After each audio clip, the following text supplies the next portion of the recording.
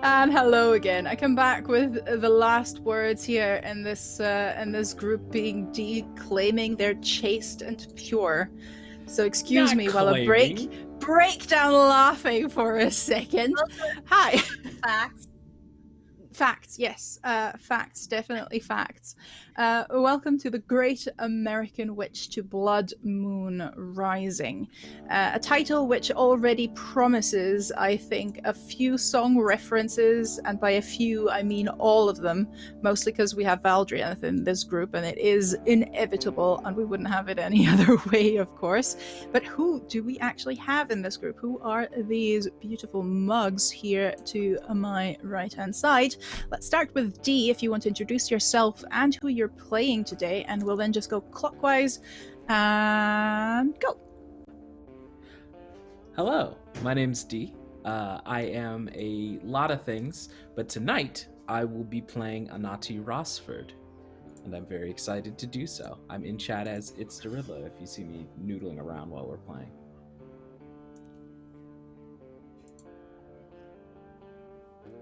And Val.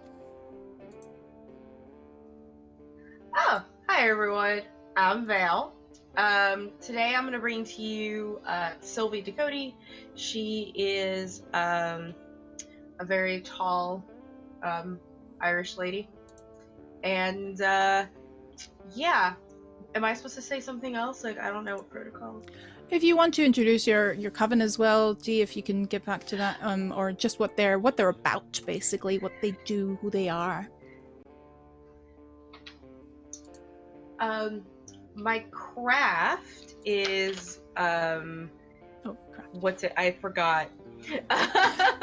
It's on my character sheet. Hold on a second. I promise. It's the hag. I promise. Kelia. I am Craft of the Hag. I am a hag, and our coven is the town, right? Mm-hmm. So yeah, we're gonna have also a lot of dinosaurs here to this round because I gotta bring the brand over. Anyway, that's me. D, what is your And craft again? Anati is the craft of the Ajay. Rindis, how are you doing today, and what is Marcus all about? Oh, I'm doing fantastic. I'm excited to play. Hello, I'm Rindis of Party Wipe Games. I will be playing Marcus Belmont. He is one of our two Hakadas, and he is a self-styled necromancer.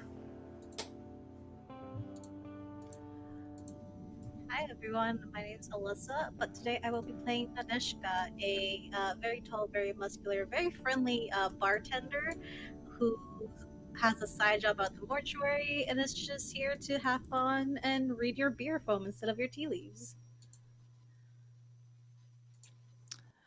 That is something that I'm very much looking forward to, the various beer foam readings that we have in this beautiful town.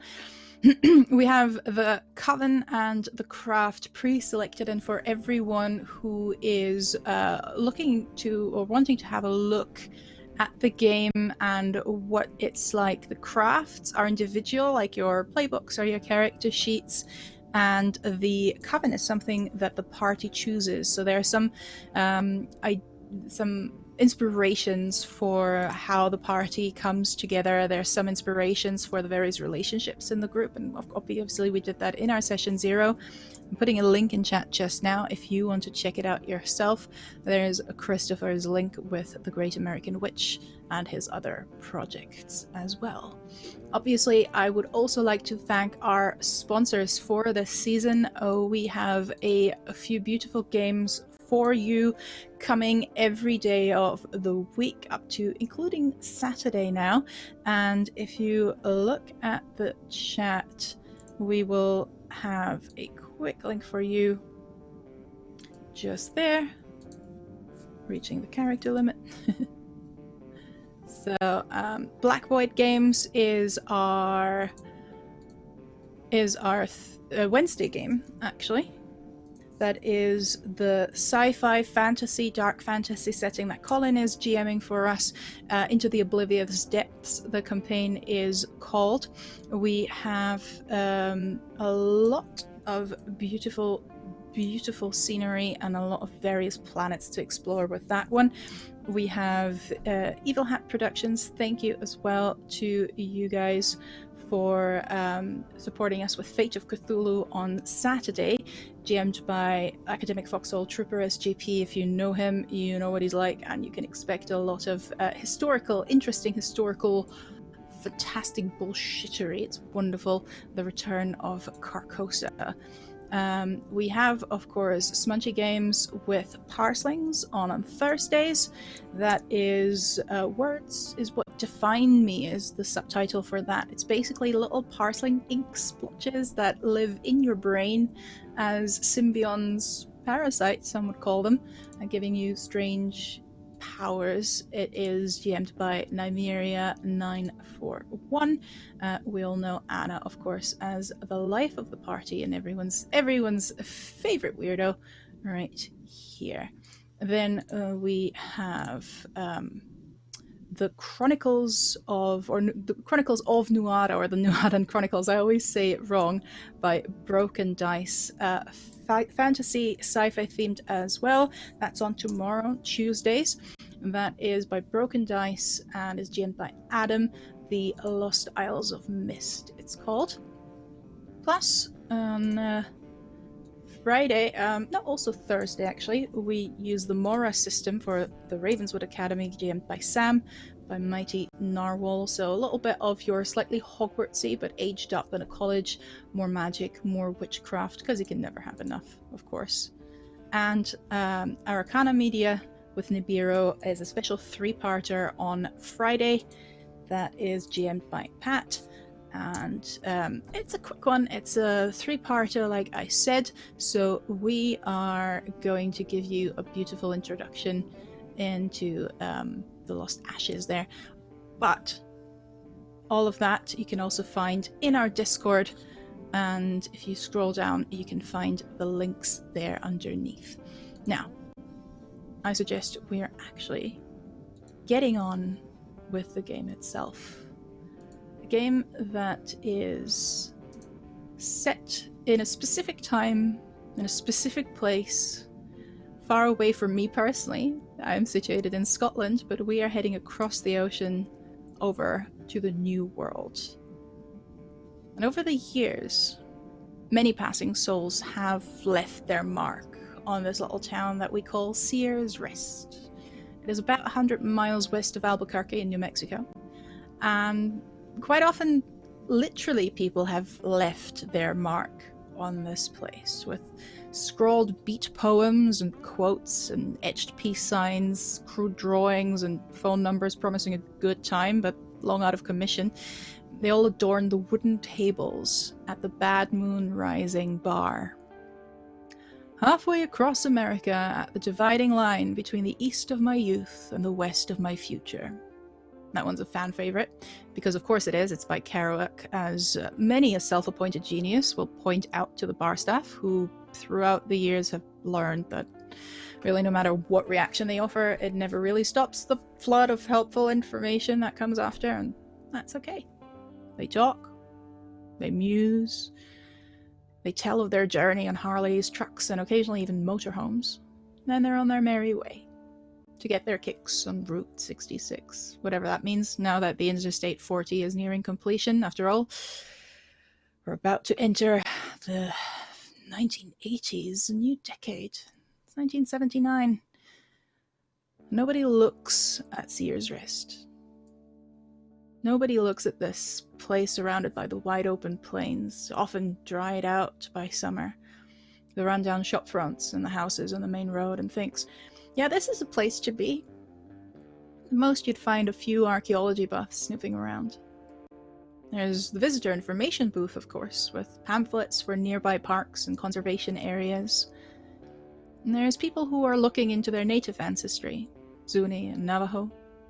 Some of them heading to the local bookshop, or the little arts and crafts shop that caters to both.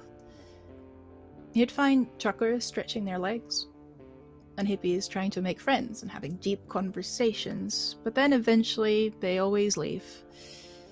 And they only leave behind a faint whiff of something that's definitely not tobacco.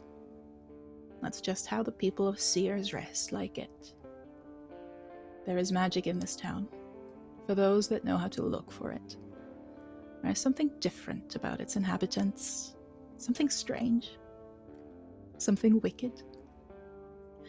And on this early spring day, warm of course, but not a real scorcher yet, we find a woman called Anati at the local small graveyard a little bit outside of that town. What is Anati doing? Well, I think primarily Anati is doing her morning sweeping of everything, all the headstones, making sure that everybody's feeling all right.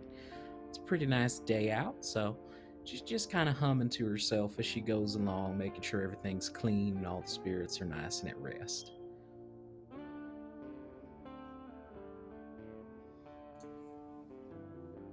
Every now and then, you feel a tap on your shoulder.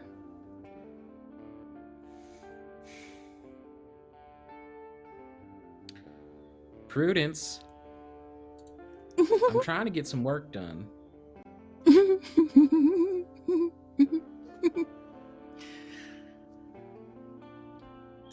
Oh, you just think you're very funny, don't you? You know, you could be a little help if you pick up a broom. And as you say that, there's a moment of hesitation, a moment of silence, and then a broom that you left leaning against one of the crosses. You see it being picked up.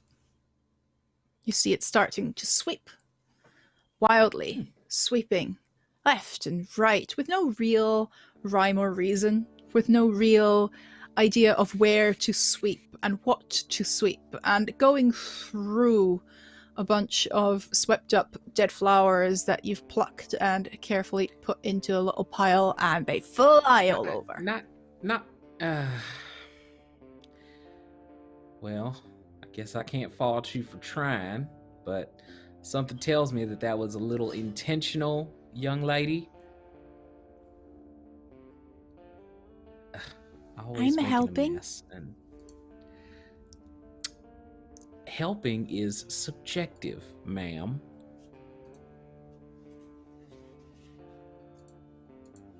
And Anati will begin to sort of pull from the weave and collect all the flowers up into this sort of morbid bouquet of withering flowers into a corner. It says, now, if you can pull yourself from cleaning up anything that is not that pile and not that one over there either, I would find that to be mighty helpful. And I'm sure the spirits would like it too. I like that you're trying to get the ghost girl involved. So, as you're trying to get her to actually help for once, and you know how tricky that is, I would like you to roll for something here. Is it a playful thing that you're doing? Are you actually hoping to make it into a friendly interaction, or are you ordering her about? Anati is like very gently asking her to assist, but not expecting her to, and has no plans on forcing her. She's just asking. All right. Roll me a befriend. Okay. That is plus mercy. There are 3 stats in this game, as with most Powered by the Apocalypse based games. That's mercy, that's wisdom, and severity, and they correlate to the maiden, mother, and crone aspect of witchcraft. So what did you get? That is a 6, unfortunately. Oof. That is not ideal, I'm afraid. Every now and then you try to get Prudence on your side. That little chaos gremlin that's been following you for how many years now? You kind of lost track. You've stopped counting. Sometimes it feels like she's always been there. And there is a hesitation as you ask her to help. And then some of the flowers that you freshly planted on the grave are ripped out of the ground and flung high into the air, up and up and up. She starts ripping into them. Prudence! I swear. You were gonna make me gray before my time, girl. And Anati will stop what she's doing and immediately start plucking up the flowers and begin to weave the roots back into the soil, gently taking her time with it to try and keep their connection to the earth and the soil possible.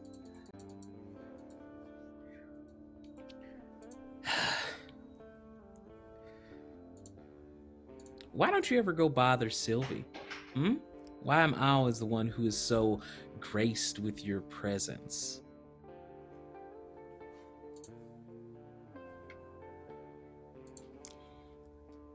She is scary. Well, you're not completely wrong. But she wouldn't be nearly as rude to you if you wouldn't run amok everywhere you went.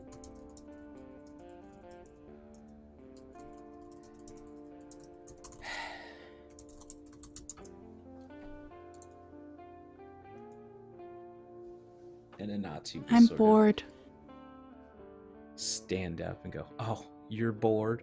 Well, I am tired, since I've had to not only clean up this graveyard once, but a couple of times in the wake of your attempts to not be bored. So, if you don't mind," and she will put down the broom, "I am gonna go see where Sylvie is."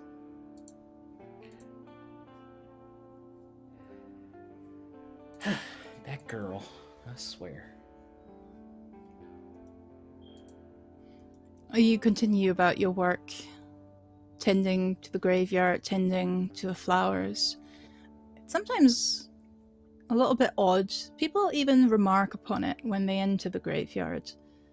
How beautiful it is. How many flowers, despite the more arid climate that you're in, and not just in spring. Almost like someone has a very green thumb in the area. Sylvie. The scary one. You are finishing up a commission, knowing that Dr. Courtney will be here soon to pick it up. And obviously, there's always something to do. Mm-hmm. What does your studio look like? What are you doing? So Sylvie's studio is a mixture of a sculpting studio and a painting studio. Her day job, so to say, is she is a paleo artist and reconstructionist from Cast. She has a degree in fine arts and a degree in paleontology. She's a smart girl. And you can just see her essentially, she's on her wall, and she's got probably a quarter scale just because dinosaurs are big. But she's essentially reconstructing what looks like in doing it mostly in plaster, maybe doing the final touches on her to kind of make it look like bone. Is this what looks like an armored plate of a dinosaur similar to an ankylosaurus called Sauropelta, and she's just making sure that everything is correct. It's an art studio, so it's got its mess, but you definitely have a since it is 1979, we have cassettes now. So she's got a cassette player playing in the corner with some Fleetwood Mac. So some good old Stevie Nicks and her beautiful voice playing in the background.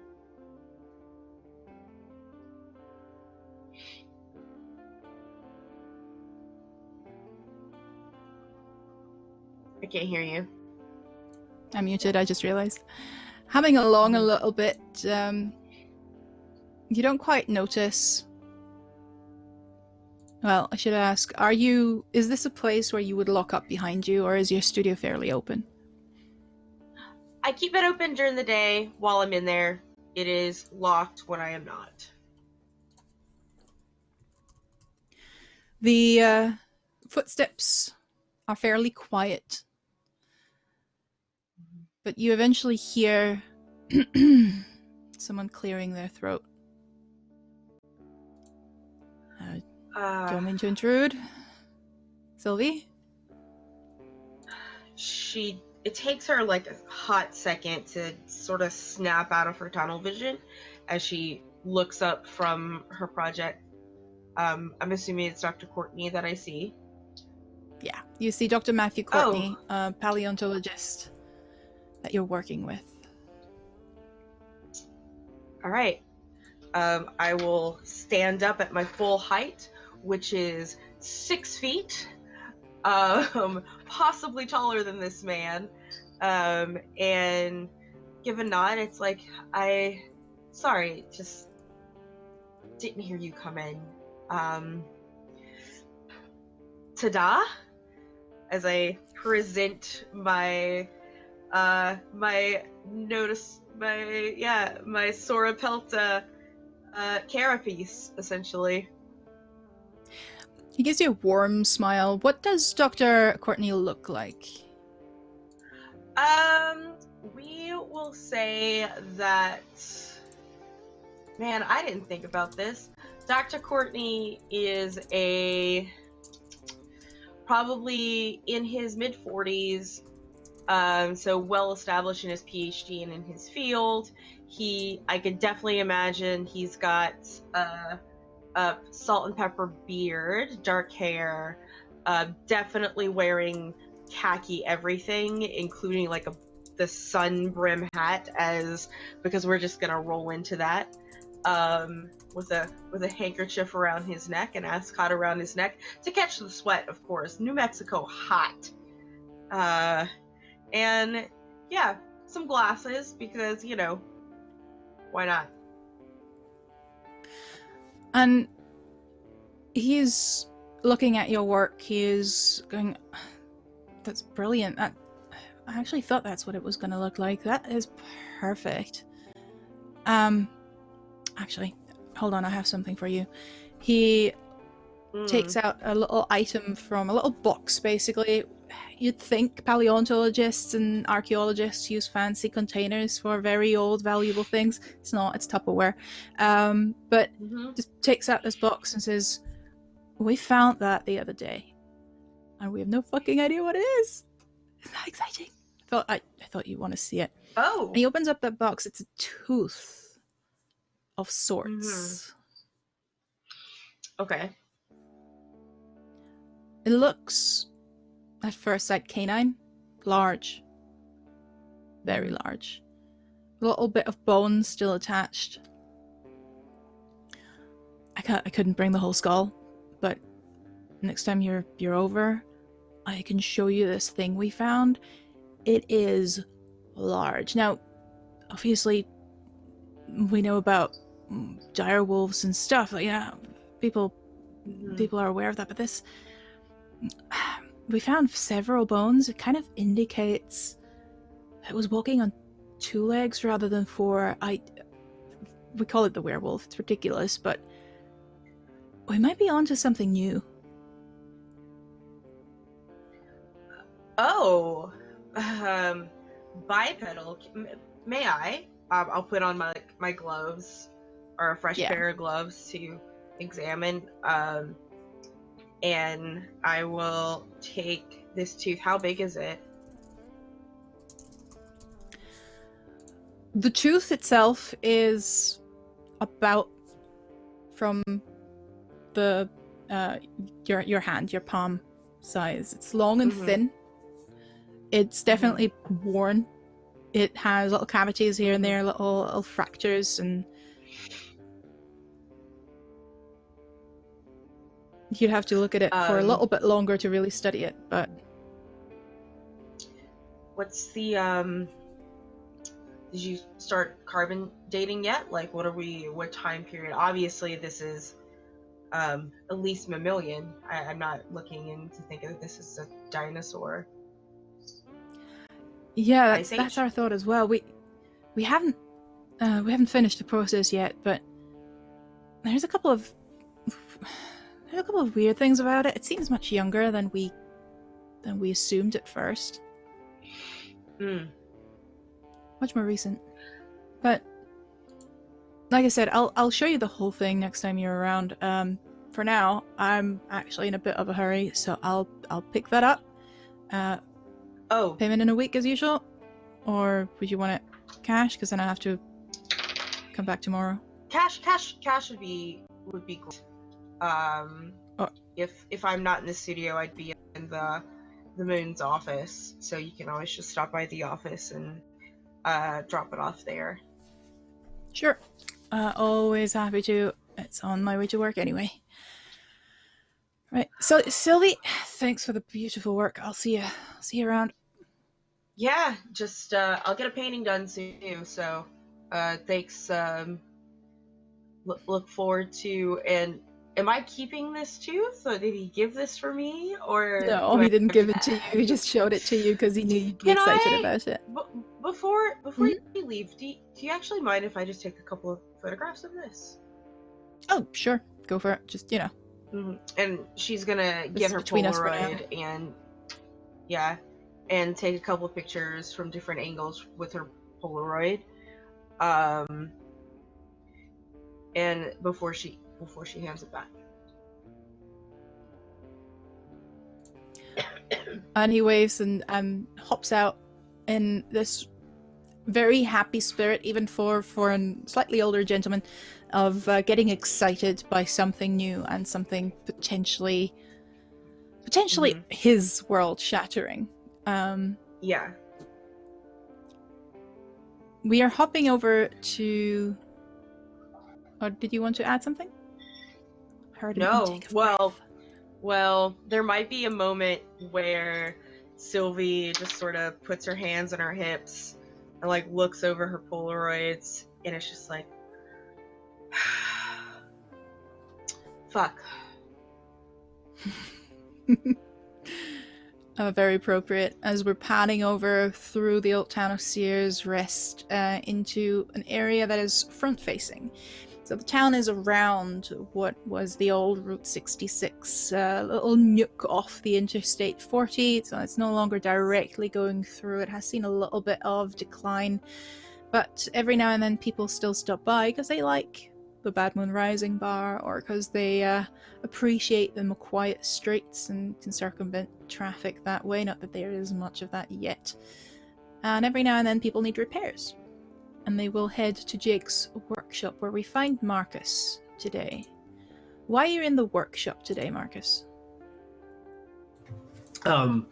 Marcus would have gone to this particular workshop. It's specifically a motorcycle workshop, but Marcus doesn't own a motorcycle. He owns a Vespa, and he brings the Vespa here despite the groaning of all the biker gangs, because he likes bringing it to have this particular repairman fix it.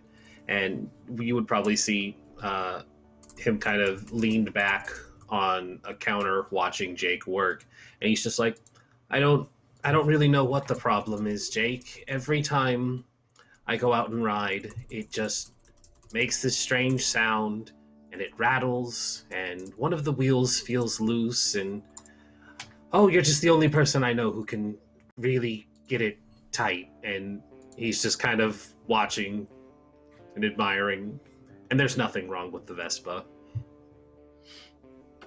I think Marcus knows that. Sorry, not Marcus, of course, Jake.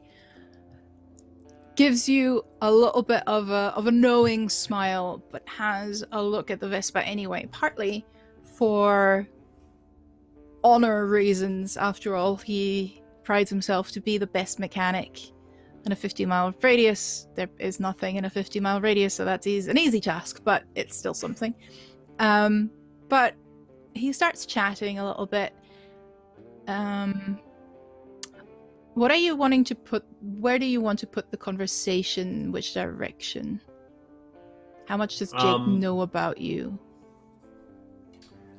I think he probably... We decided that he was mundane, so he probably doesn't know too much. Probably in the same vein of like Harvey Kinkle, where it's like weird stuff happens around him and he's blissfully ignorant.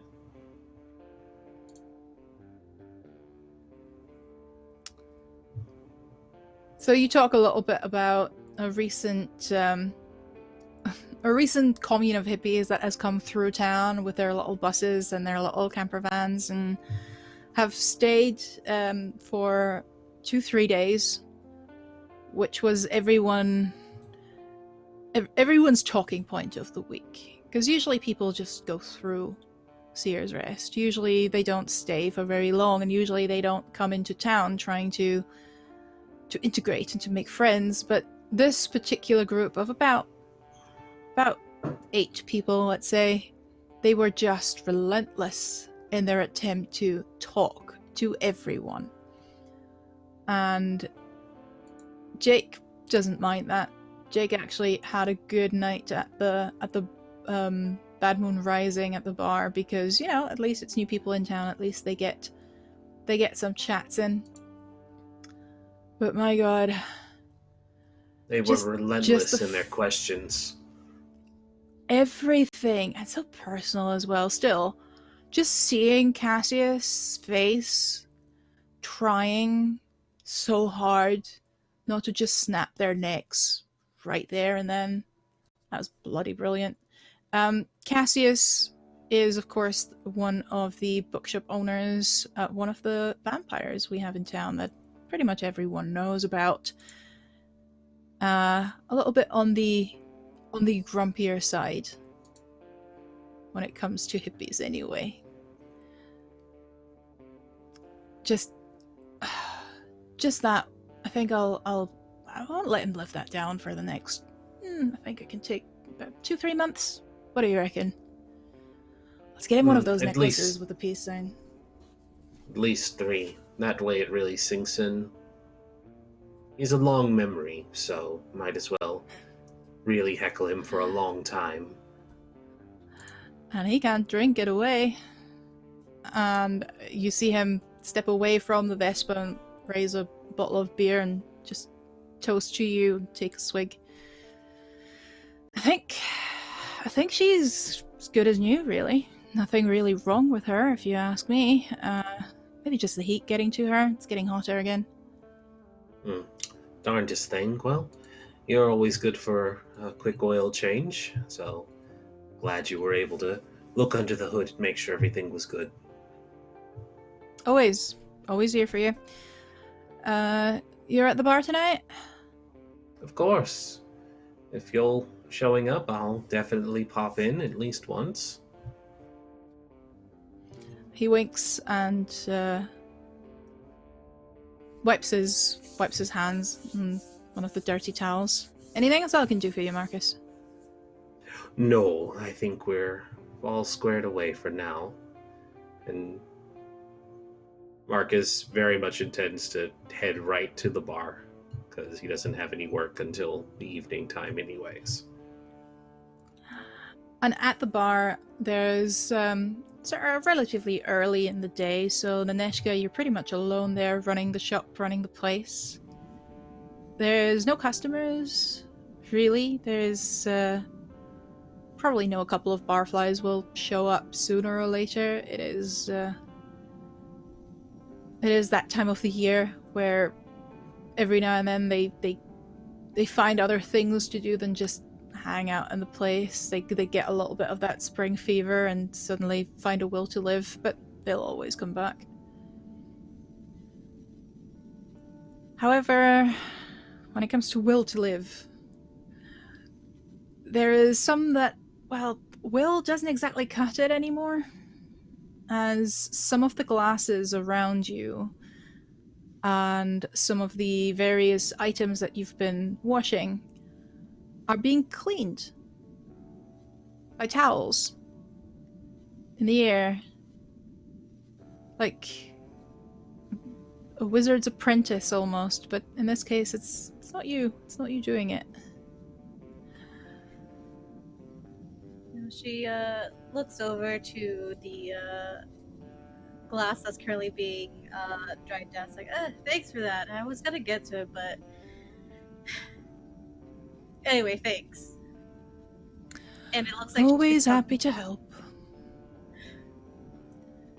There's the voice of someone you know as Marge, and someone you've only ever known as Marge. You don't know any of her backstory, but you do know that she was once part of the Coven, working in the Bad Moon Rising, and she never could quite let go. She's one of the more content spirits in town, of which there are many. It's almost like the amassing of magical creatures and supernatural creatures is attracting more of them from all over. But in Marge's case, she seems a strong-willed enough person to maintain some form of sanity, some form of her magic as well, being able to lift these objects on a regular basis and not drift into a forlorn madness as so many of the other spirits you're trying to help along. Nothing's really been happening lately, has it? She whispers. No. Things have been dying down, really.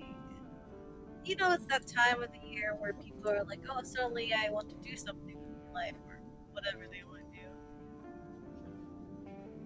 Oh, can you turn your microphone up a little? Is that an option? Because we're losing you. Can you hear me better now? Yes, thank you very much. Can you repeat that? I didn't hear it. They look over to Marge and they kind of shrug and throw a small towel over their shoulder. You know, it's that time of year that people get up and suddenly they want to do something with their lives. As they should. As they should.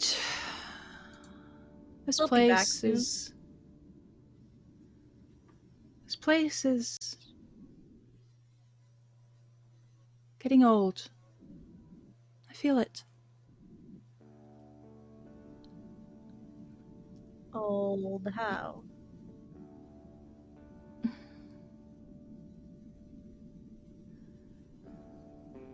Magic has been seeping through the cracks in the floor, through the cracks in people, through the cracks in space. I cannot quite decide if it's drifting away from us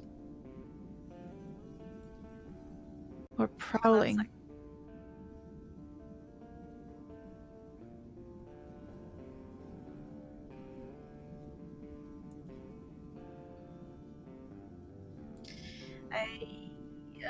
I mean, I can fix a crack in a wall, but putting magic back...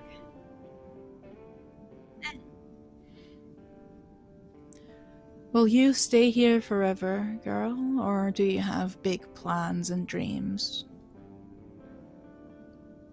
There's nothing wrong with Seer's rest. I don't mind staying here. I've already had my big dreams in the city. Not as fun as you think. I'm sorry to hear.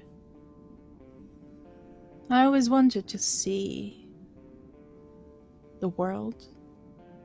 Never did. But it's only a small regret.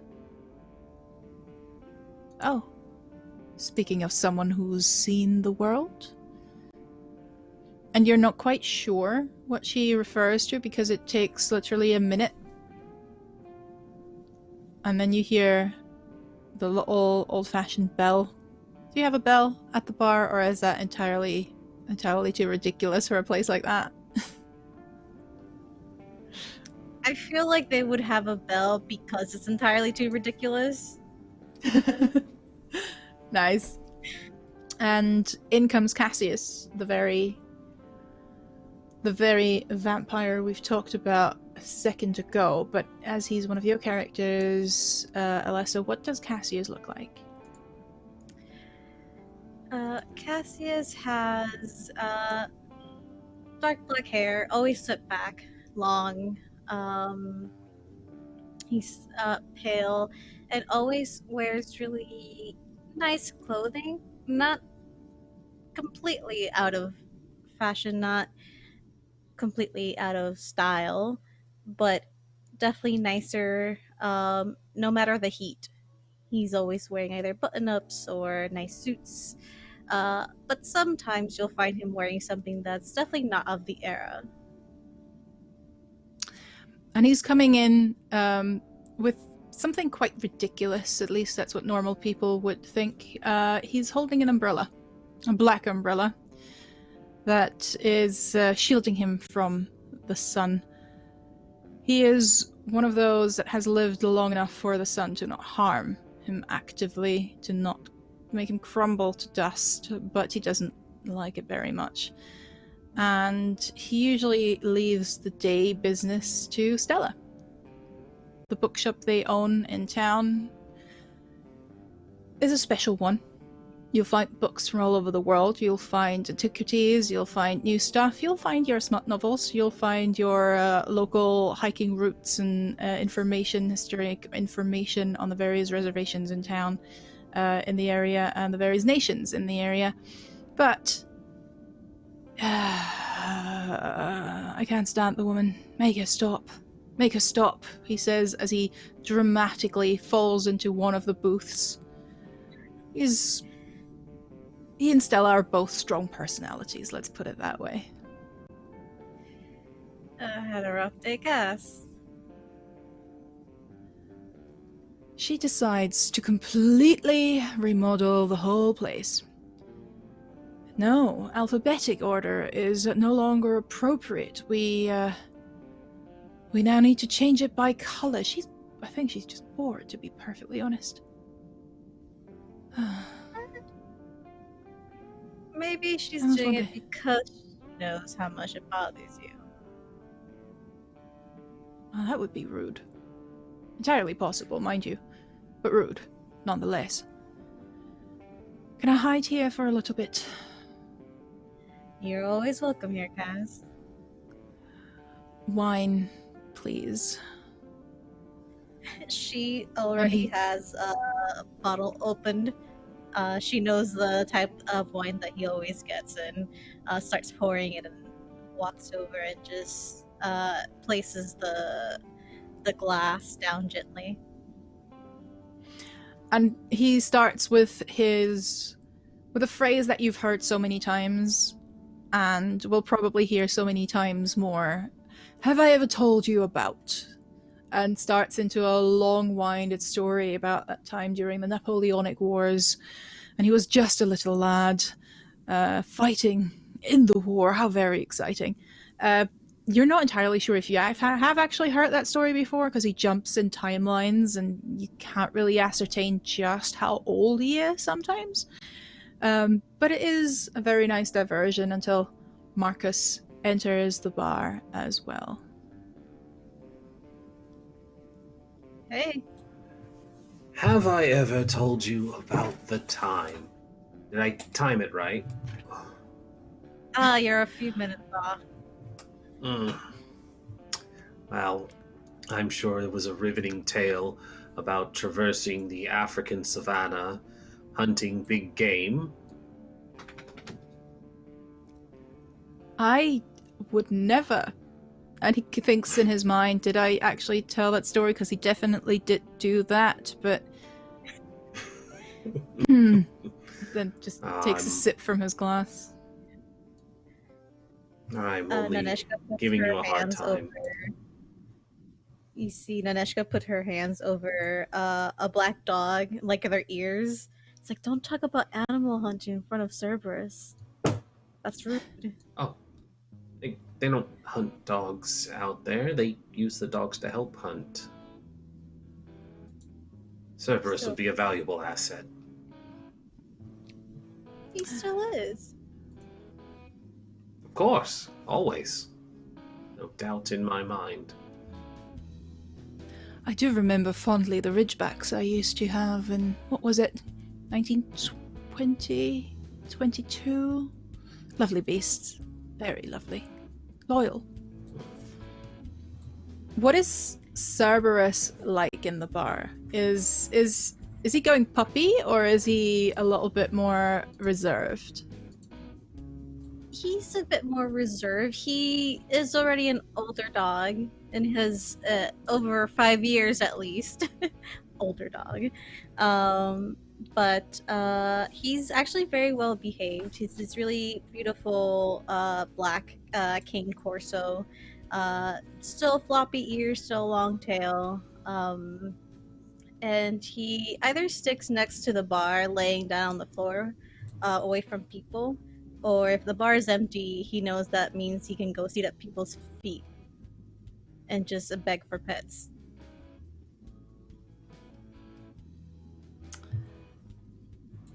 He has edged closer to Cassius as he was talking about his own dogs, almost as if he can understand quite well what the topic is actually about, and has kind of moved himself into the line of sight of the vampire. Just like, I'm here, by the way, if you want if you want to give one of the loyal companions some scritchies, I'm kind of here for it. And slowly edges closer. Marcus, have you sat down with Cassius? Yeah, Marcus will sit down at the bar. His usual spot is probably just somewhere in the corner of the row of bar stools. But it is also within petting reach of Cerberus. Naneshka has already opened your preferred drink and laid it on as you sit down, and she just gives him a wink and looks at Cass. See, now you mentioned dogs. Now you have to pet him. It's rude if you don't. What an awful fate.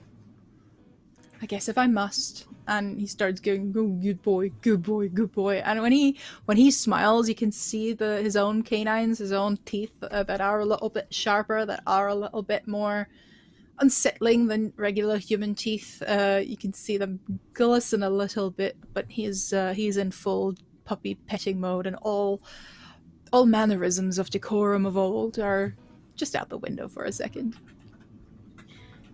I think as she sees this, they give a smile, and just to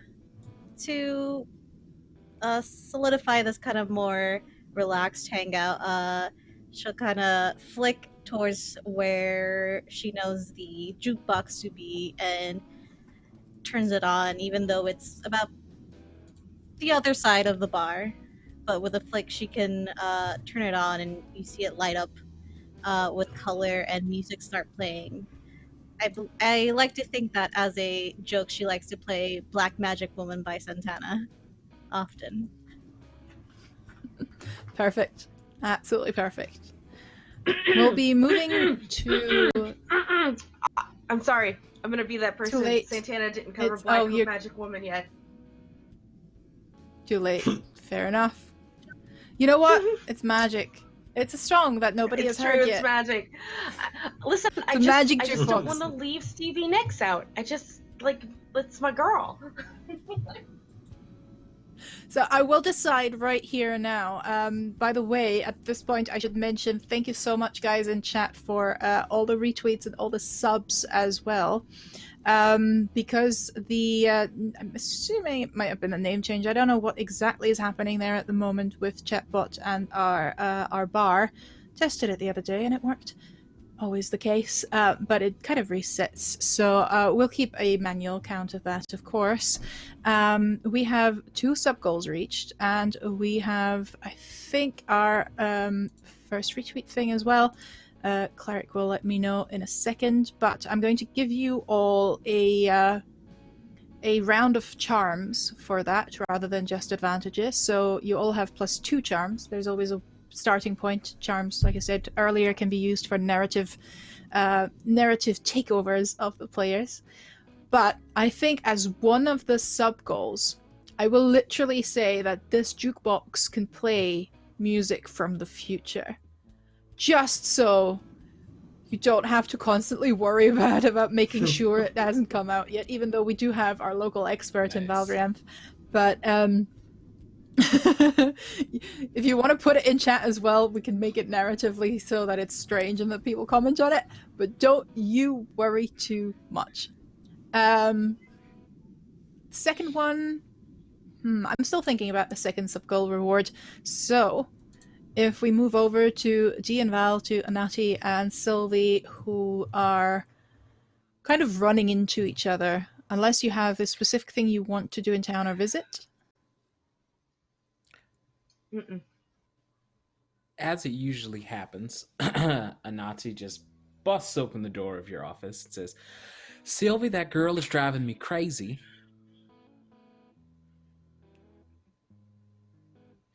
Oh. Hi, T. I didn't Hi. hear you. I didn't hear you come in. Sorry. What is driving you crazy? Prudence. That girl is a menace. She just runs around. I collected all of these dead flowers. I made a really nice bouquet. It was a really beautiful arrangement, and it was like the most lively flowers were still towards the center, so it was kind of a gradient moving outward to kind of symbolize spring and new life and all this. And she just whizzes by and just throws them everywhere, just all over the place. And then who had to clean them up? Me, of course, because I don't even think the girl knows how to use a broom properly. I'll be honest. I don't even think she does.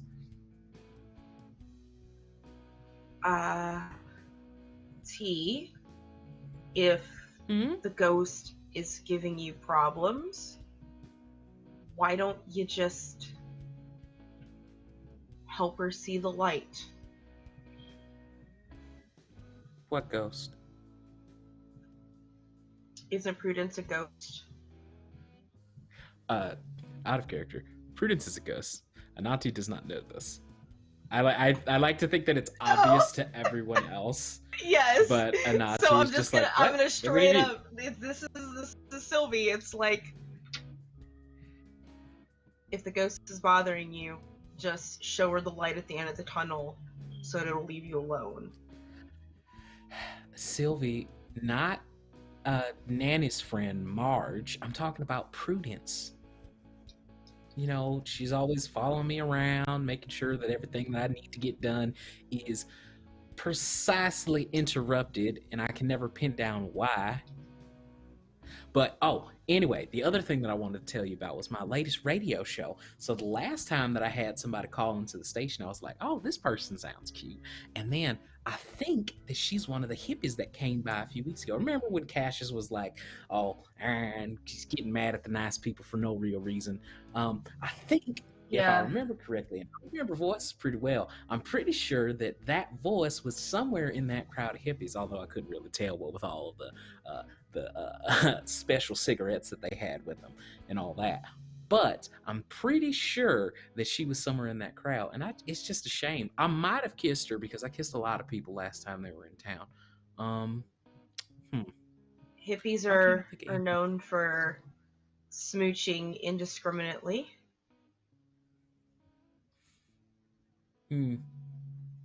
Anati. Anyway, and I'm gonna hold my Polaroid up to you.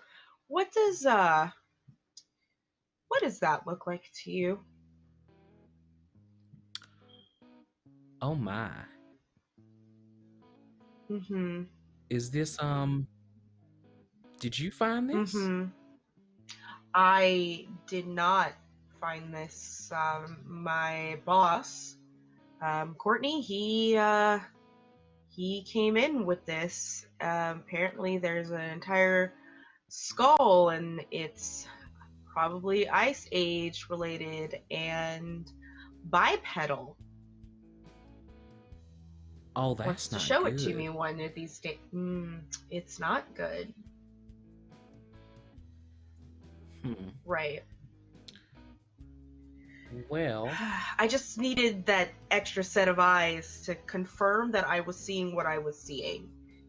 Yeah, no, that's definitely not great. We can always just tell your boss. I mean, he seems like a fairly understanding fella. I don't know why you want to keep the secret from him so heavily. Tell him that, because we haven't gotten permission from the lycanthrope community to just be like, oh, hey, we should just release the fact that we're a part of the fossil record. That's a good point. I could ask Pano, but Yeah. he'd probably be all grumpy about it. I'm gonna have to make some calls and see what the protocol is for this. No more calls. You've been stuck in this office all morning. Have you eaten anything? I bet you haven't. I had a peanut butter and banana sandwich for breakfast. Sylvie, I brought What you time that is peanut it? butter banana sandwich. I was at 3 a.m. Yes, again, for breakfast. I have had Come on, and I look over at my coffee pot, 2 of those. Since that you're not helping your case here, love. And I will just sort of begin to shove Sylvie towards the bar and say, we'll get you some lunch, and then you can get right back to your problem solving. I promise I won't keep you for long. Okay. Groovy.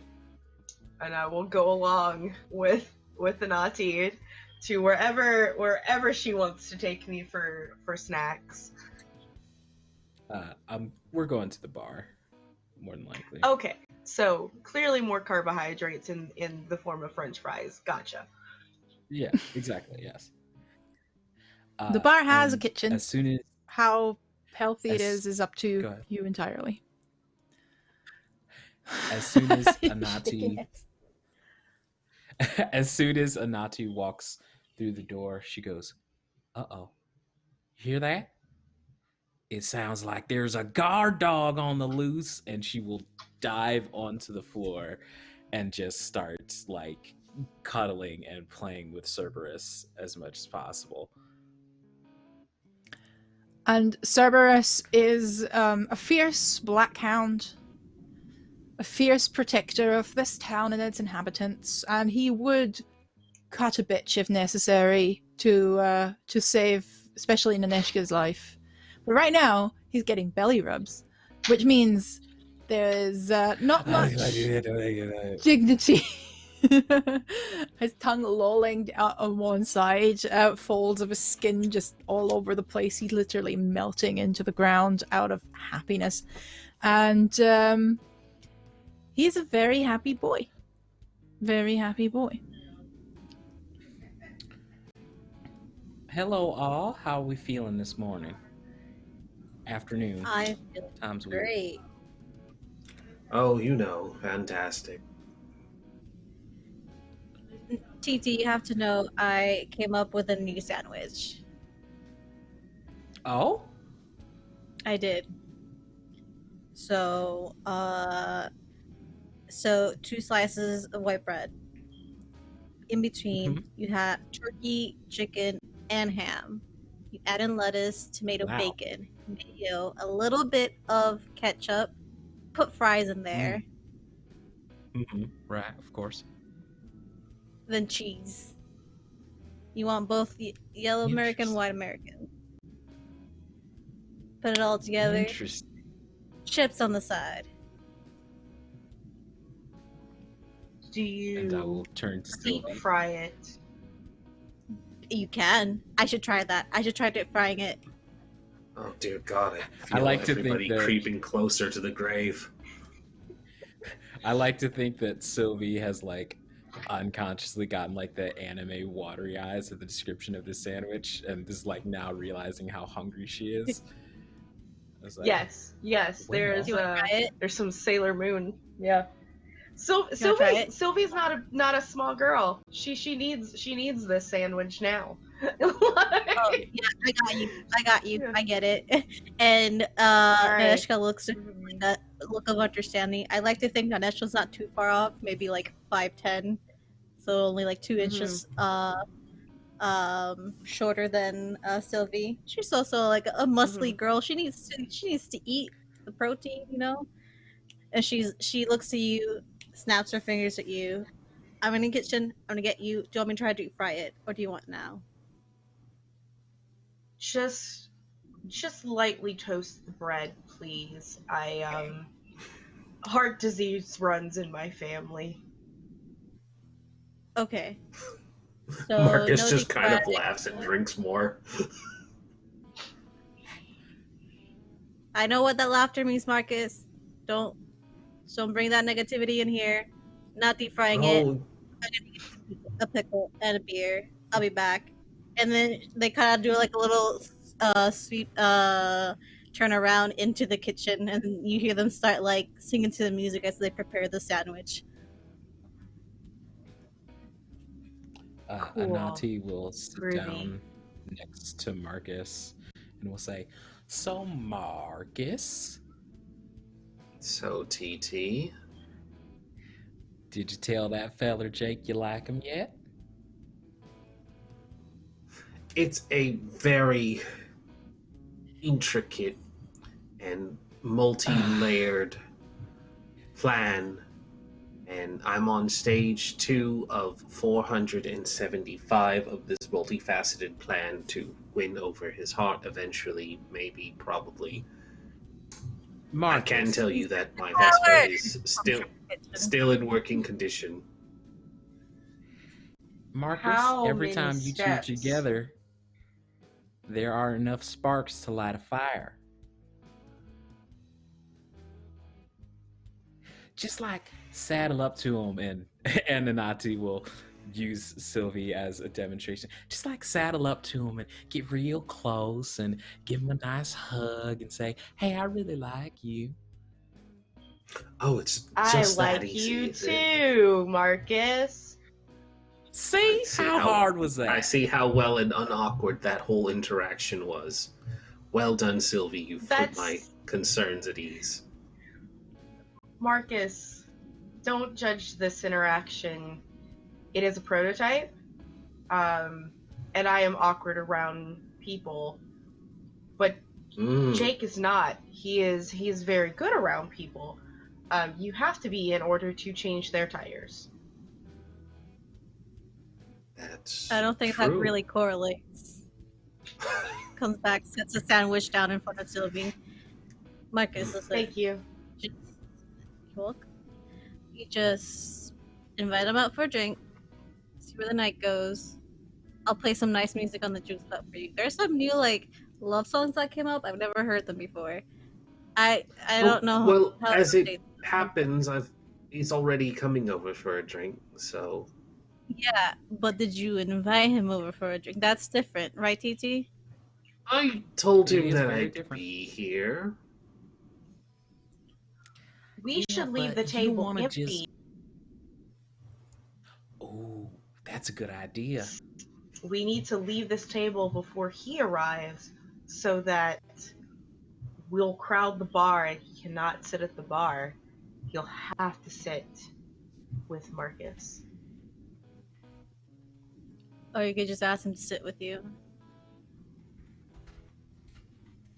Yes, I suppose I could. Like, Now hey, Jake, listen, cute. we don't Sit want with to me. pressure you into doing anything that you're not ready for, but we're going to pressure you into doing something you might not be ready for. It's all a part of being mama birds and the baby birds. You never know if the baby bird's ready to fly, but sometimes you just got to kick that fucker right out of the nest. That's different from the birds and the bees, right? Yes, incredibly. Yes. Technically, yes. I don't Birds get are it. always Although there might involved, be some- however. There are a lot of bird allegories. There are. Why? Like killing 2 birds with 1 stone, but Yeah, and a bird in the hand's worth 2 in the bush.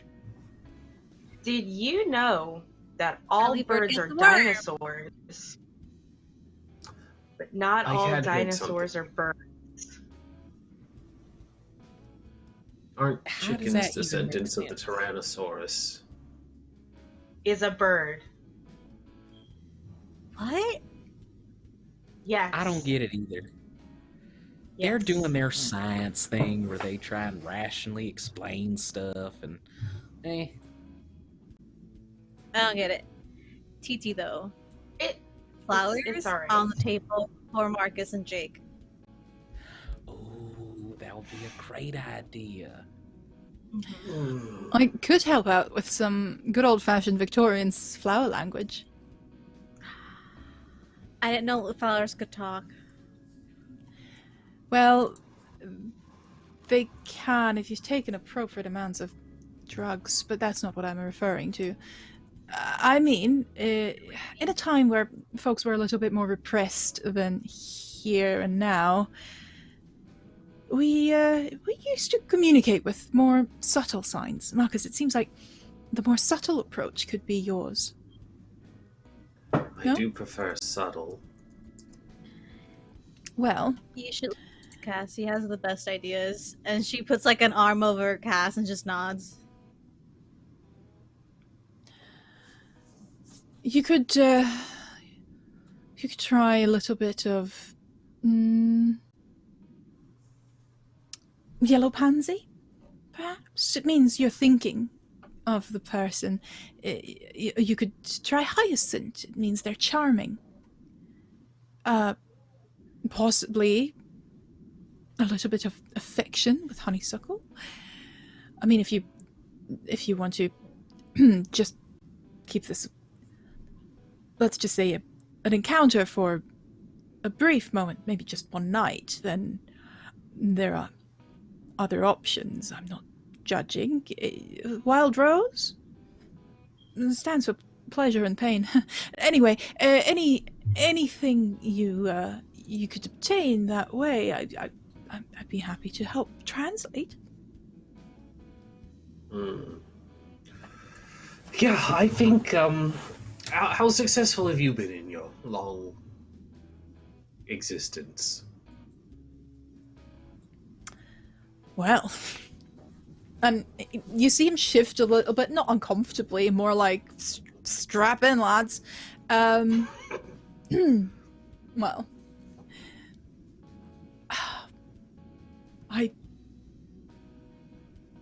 I would say I've stopped counting. That would be incredibly rude, though.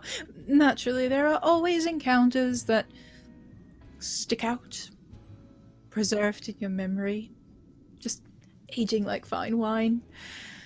I had a time in Japan, just around the turn of the century. Not this century, the one before. Very different. Very charming. Trophy. He did not necessarily expect you to say that, and he splutters a little bit. That too. Although it took a little bit of sake for. More wine? And No, hold on. Who He's holding out who the glass. needed the sake and Oh who yes, did the absolutely. tying? Don't. Please continue. I feel like a bit of courage here will help fortify my own nerves if you spill the details a bit further. You plan to tie up Jake? No, Gentlemen but never- if I can hear I about have his rope. successes, Some. let's not get too hasty. I just could stand to hear a little more is all. Just pours everyone. Well, gentleman drinks. never ties knots and tells, but it's Mm. it's certainly to some people's tastes. I had a wild night in Casablanca just 50 years ago, I think. A young soldier. Did they base Very- the movie after you? No. Ah, It is entirely too dramatic for my taste. And we all know That was a means dramatic We wouldn't want to movie. have you be dramatic. Yes. How outlandish that would be. Never pick you as dramatic. Never ever. I am fully understanding of the moments I'm being made fun of, and you may indulge for a little while. I shall take no offense. No, a young soldier I met in a bar, not unlike this one, although a little bit less rustic. He was quite fierce, quite forward, very unusual for this time. You see him drift off a little bit into the distance. I'm afraid this is, well, this was one of the last times I really drank, if you may pardon my mentioning this. It's a bittersweet memory. Imagine. What was You what always was their have blood the- type? Sylvie, I think that's you to ask. We don't think in blood types, really. I can tell you it had a hint of walnut with a soft bouquet that reminded me of heather in the Scottish Highlands. It was quite sweet, although that bitter taste at the end. There is always some emotion caught within the blood, especially towards the end, especially that outro. It's he had a lot of inner demons, I think. I didn't necessarily hang around to meet them all, but Speaking of sweet, you're going to want to have them start eating pineapples. You're also going to want to eat pineapples. Just anytime that you can. I just know what sprinkle that it. one means, and no, absolutely not. I'm just saying it's more fun for I everybody. can order pineapples for the pie. are we doing cocktails? I was also. Ooh. A cocktail of I sorts. mean, I won't turn down a cocktail if one is put I in won't say front of no me. to That would- anything with a healthy amount of alcohol. I will say I make a mean pina colada. And funnily enough, that's when the jukebox starts to play a song unknown to you guys. Perfect. Something about toes in the sand. Something about the sun. That dang radio station. I just don't know where it gets these songs. Well, I think that one's yeah. 1982. Cass, if Now you have a make mean challenge pina for Mo. I say, step on back. My bar is your bar. Mi casa es su casa. Come make pina coladas for everyone. You know what? I shall do just that, and Stella can see where she stays with her books and her new organizational system. That is absolutely outrageous. And he heads behind the bar, and yeah, you probably haven't heard about his barman stories yet, but this is your first glimpse at how Cassius is very much at home in this particular environment, and immediately knows where everything is. Obviously, he's seen you guys handle the bar often enough to do that, but starts humming along with the song, catches the chorus quite quickly. It's a bit odd. Anati will rush over and go, wait, and I'll roll the sleeves up and undo the top button, ruffle his hair a little bit. It's like, now look, heartthrob, right? I like to think, because I'm assuming Anati is quite short, right? Yes, Anati is 5'2". I like to think that Cassius is like a giant of a man, very long, sort of thin, spindly fingers. So he literally has to bend down over to let you ruffle his hair, and it's adorable, and I love it. Yeah. You hear the click of my Polaroid as I take a picture of that. There you go. You see Anati Memory. ruffling the air. Yep. Oh yeah, because he's a vampire. Yep. I love it. For science. For science. I will also sort of, since the camera's out, Anati will wrap an arm around Sylvie's waist and take the camera, take a picture. It says, we always got to have one in every one you develop. So, smile.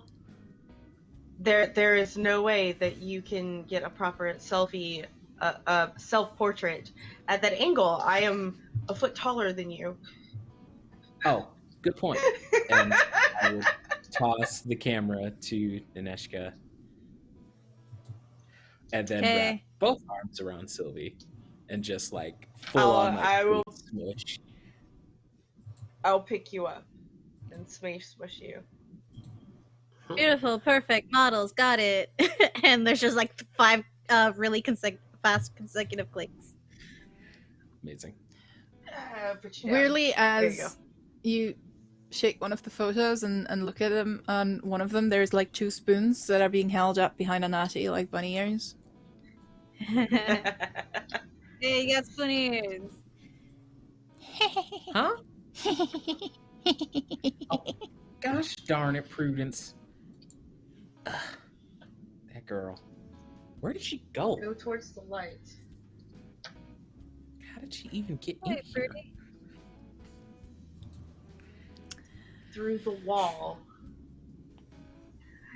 I imagine because No. of like my craft, I just see ghosts. Like I'm just the one that just can just see them. Like that's just... Anyone seen Reeves? No. Can't say that I have. I believe so. All right. The last time This you is a good remember you saw sandwich. Reeves was like 2 days ago. But you can't really think much about it as eventually Jake makes good on his promise and joins you in the bar for a late lunch.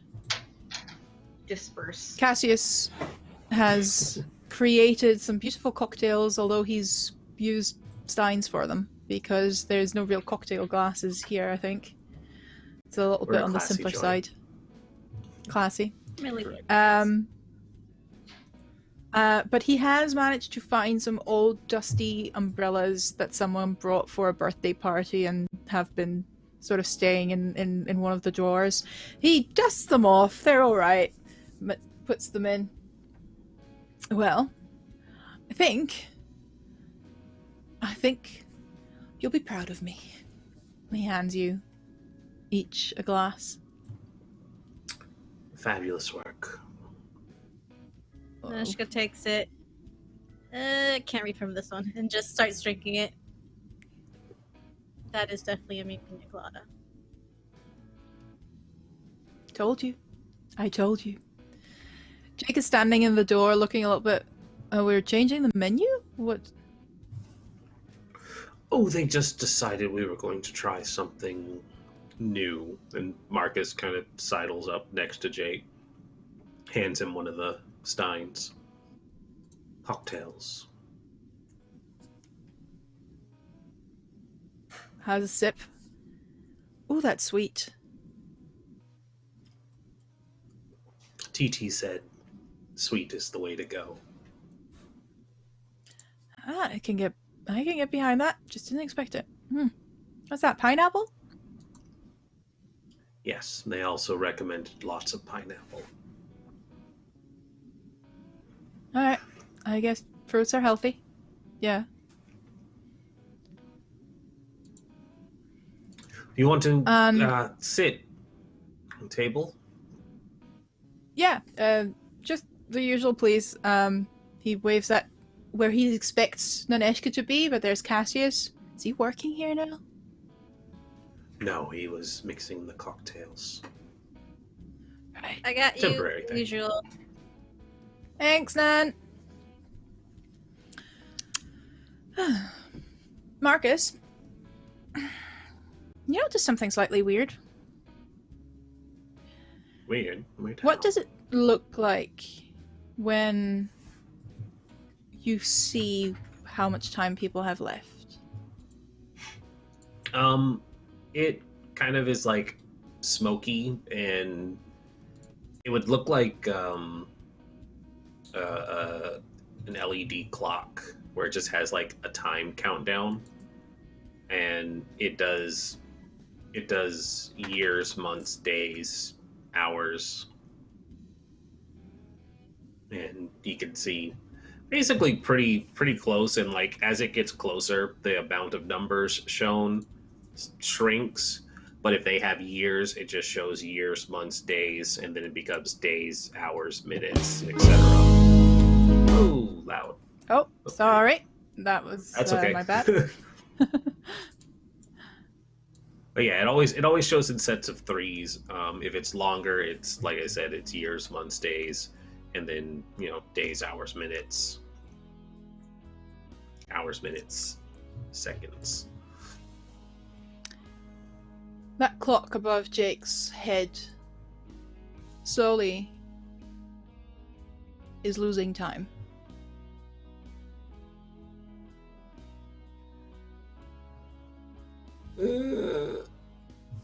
Hours first, a little bit faster.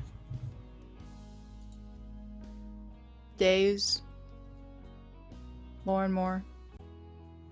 Jake, Ticking down. how have you been feeling lately? I'm fine, why? No cough, no gross anywhere that you didn't know about?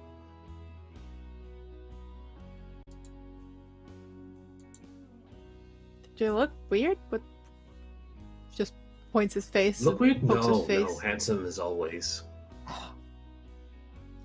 Just go have a seat. I'll be right back. Naneshka, in the back, and he just is gone around the corner. Oh, okay. Yep, behind you. She just walks really quickly towards the back to meet up with Marcus. What did you like? Did you touch his butt accidentally, or No, his clock. what about it? I know what I said. Don't give me that look. Yeah, his clock. Yes, what? Yes, he has one. It's going down. That's not the type of going down I thought was gonna happen tonight. No, neither did I. But his that number is going down Isn't it supposed to go down? faster than it's supposed to. Oh, okay. And he's healthy, and okay. We could try we could cast a ritual together, see if we can find any omens, any telltale signs. Yes. We could, yeah. Yes. Okay. We both know that it's a general rule that we can't stop this, but we can slow it down. Do you want me to read his beer? That could be a good start. Yeah. I'll think of something else while you're doing that. Got it. Shilka gives him a hard pat on the shoulder, and goes behind the bar, gets Jake's usual, and goes over to the table where Jake's sitting, and cracks open the beer, pours it in slowly, letting the foam rise up and then over the lip of the glass, and then move down. And before handing it to Jake, just takes a look at the bubbles popping and moving, the fizz rising up. You see a dark night and a full moon. You see Jake, who is not alone, but also not scared. He's laughing. One more person. You don't know who they are, you can't see them, you can't hear them. Possibly two people around him. And then in your vision, that full moon turns red.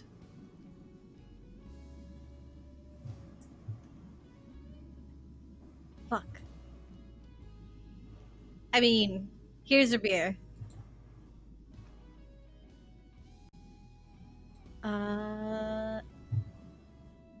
I'll be right back. Enjoy your usual. Food's on the way. All that. Yep. And then they just make a 180 and head towards the back to Marcus with a worried face. So doing fine. Loves the beer. That's the good news. Bad news. Bad vision. Bad vision? What do you mean bad vision? Well, it was like, okay, so nighttime. He was there, laughing, having fun, full moon, great. There were other people, not sure who they were, and then the moon turned blood red. And that's usually not a good sign. No, it's not. But nighttime, full moon, and she will move over to like the entryway of the back. It's like, Sylvie, TT, get in here.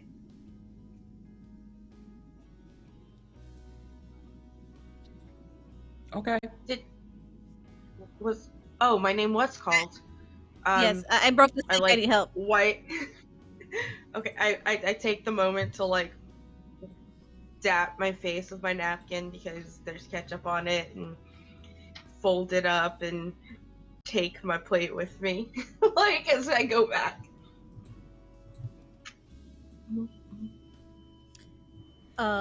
We have a problem. Mm-hmm. Okay. So, do you want to tell them what you saw, Marcus, and then I'll tell them what I saw, then... Yeah. Jake's clock has started to go down faster than it normally will. You know I make a rule of not telling anyone what I see, but Right, of course. where it was originally has changed significantly and is rapidly decaying.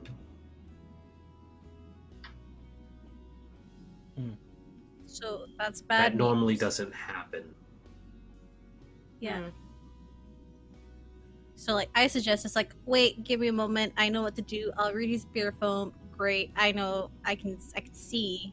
I can guess. I can get an omen. So went over, right? Open up the beer bottle. Opened it. Let the foam rise. Read it. Bad. It was a bad omen. So there was him. He was laughing. That was good. The two other people, not so good. It was nighttime, full moon, and then the moon turned blood red. Just Did you happen to recognize either of the other two? nah. I can't see people that aren't like. Usually, I can't really see people that's not like the person I'm reading. Sometimes I can, but not today. Red moon. Full moon. Blood Yeah. red. Marcus. Hmm. Are our clocks going faster? Kind of checks his watch. Moving any differently? You mean your actual wristwatch? That was me out of character being dumb. I immediately caught on to what she meant. He does. I'm gonna keep that move though. He is going to very casually look at his clock, like on his watch, but he's gonna glance at each of them, like he's not trying to make a note of what their numbers are. Mm-hmm. Good recovery, me. Good job.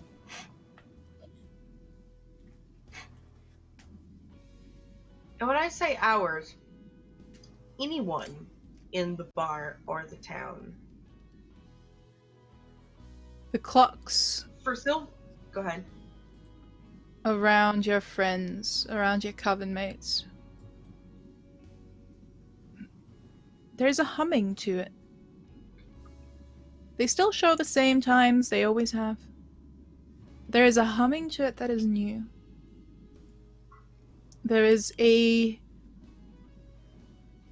cloud, a shadow by their side,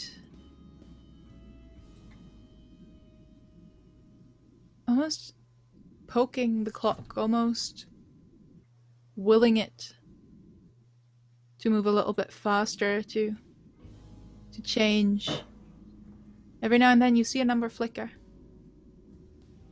And when that number flickers, there's a familiar scent in your nose. A scent of vetiver and fresh earth.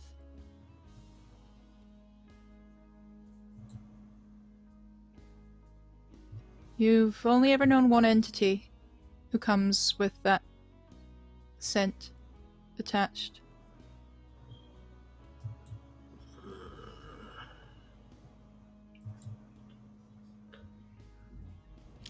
Now, I don't know too much about this whole cloud, but that doesn't look like a bright, shiny smile on your face.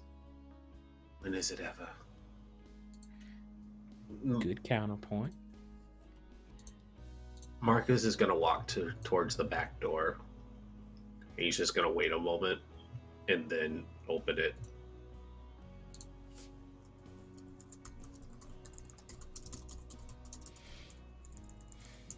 You good there, Marcus?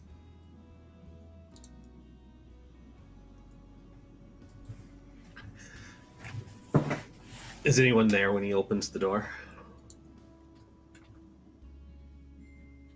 No. Just looking out. Just the usual. Just looking out for someone. Not here yet. He'll just close the door. Walk back to him.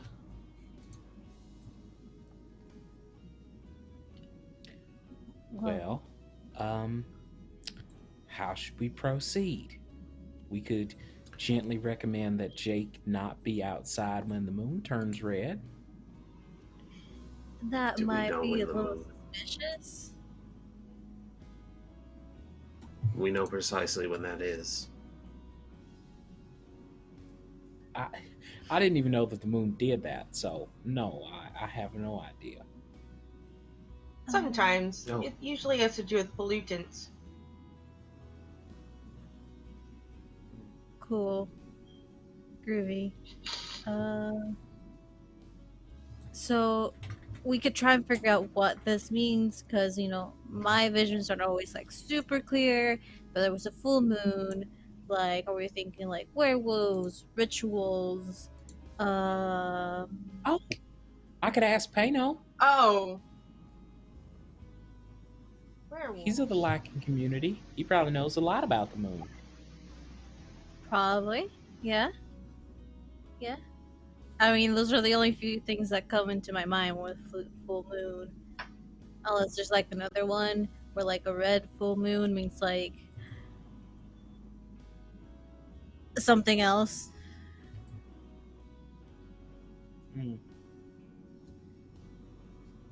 Well, I tell you what, I'll go wrestle at Pano as quickly as I can and see if I can get some information for us.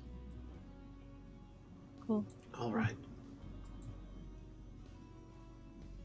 We got this, Marcus. We'll figure it out. Okay. Figure it out. Yeah. I'll monitor the situation with Jake. Yep. Yep. Just, you know, we'll save your boyfriend. It's fine. And Anati will start making her way toward the back door and we'll go, yeah, monitor him real closely with your lips on his face. Okay, bye. And close the door. Marcus will head back out to the bar. All right. We'll be following Anati for a little bit as you head over to Pino. Tell us who Pino exactly is to you and in the town. So Pino is probably an 8.5-foot tall werewolf,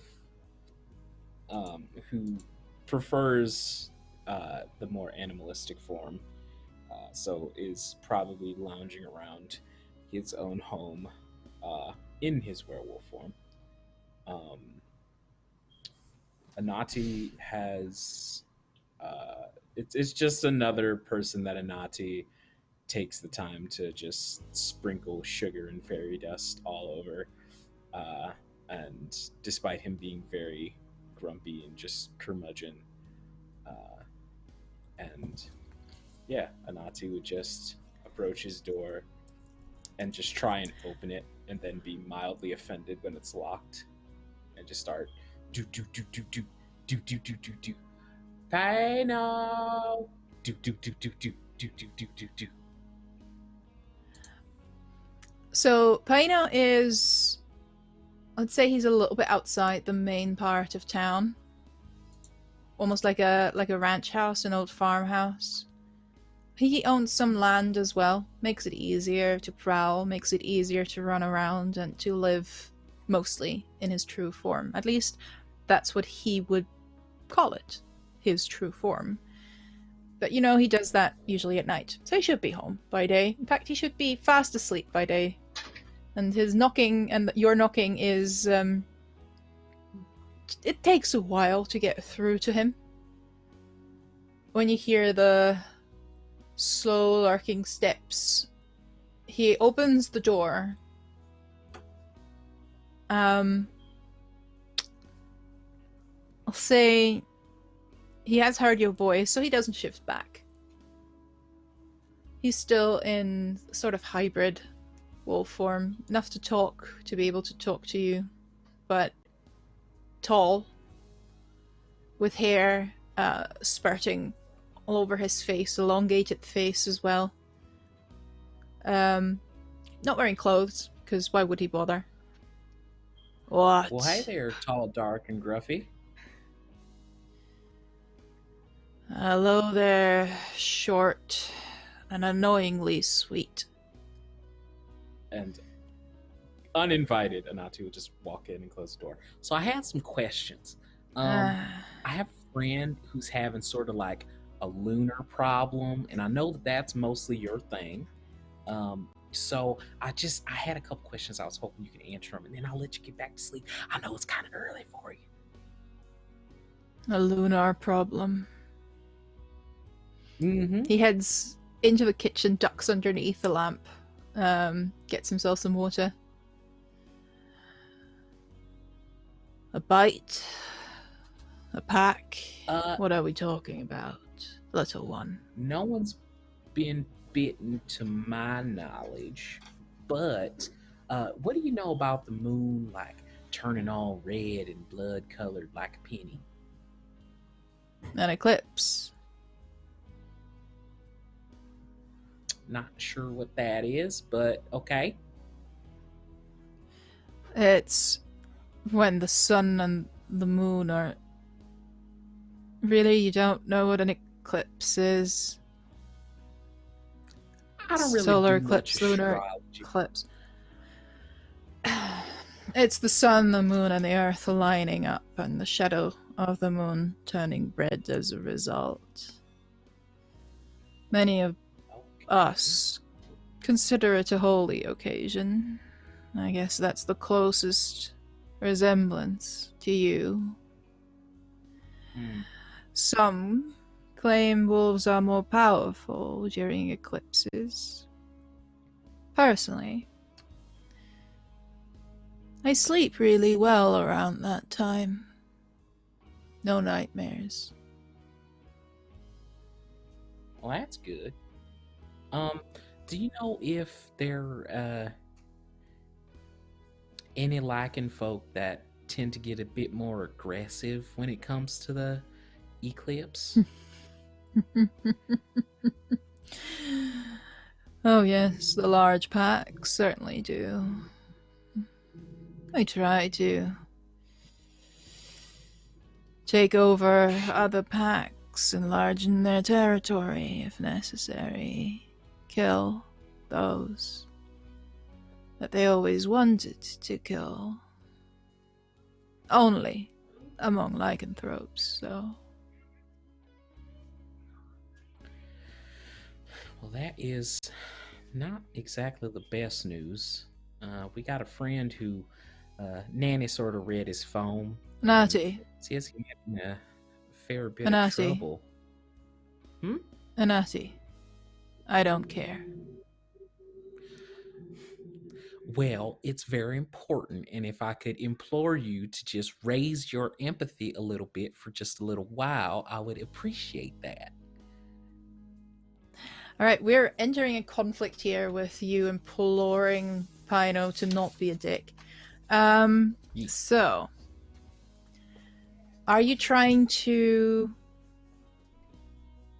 Assuming you're not trying to intimidate a werewolf, but I don't know what you're up to. Enforce will, or possibly rally would be a mercy roll. Enforce will would be severity.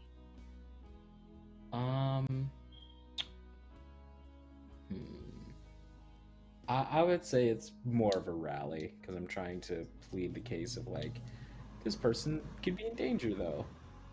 Yeah, that makes sense. So roll me that, and you have also been given a round of advantages, which are called wheels. Wheel and woe in the system is basically adding another d6 to your roll. So 3, and take the 2 highest if you're on wheel. Woe, take the 2 lowest. This was the other sub-goal that I gave you guys.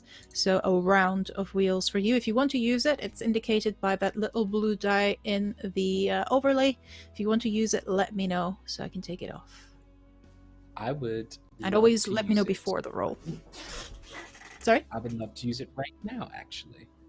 Yes. Because I want Pino to help. You big lummox. Relax, fool. Hiya. Oh man, glad I added an extra die because that is abysmal without another one. So that is an 8. That is a mixed success. So basically, you do see Pino. His frown on his wolfish face is deep and thoughtful.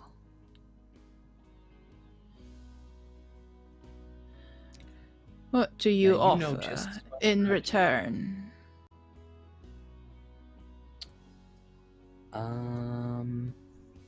There's a caveat with a 7 to 9.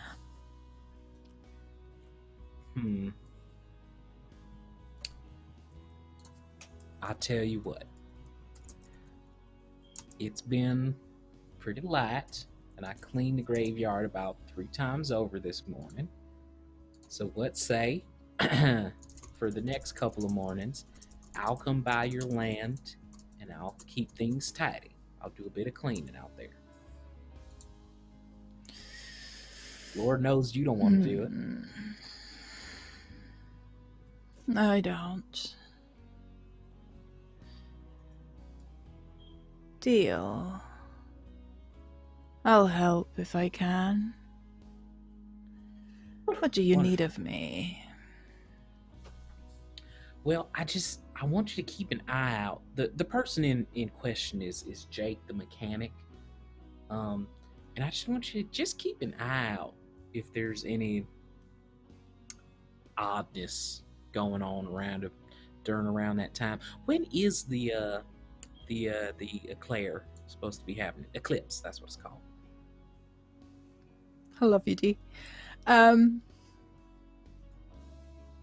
About 2 weeks' time.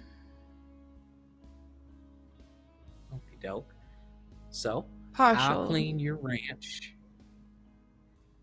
and in exchange, in 2 weeks' time, you keep an eye on Jake during that whole situation.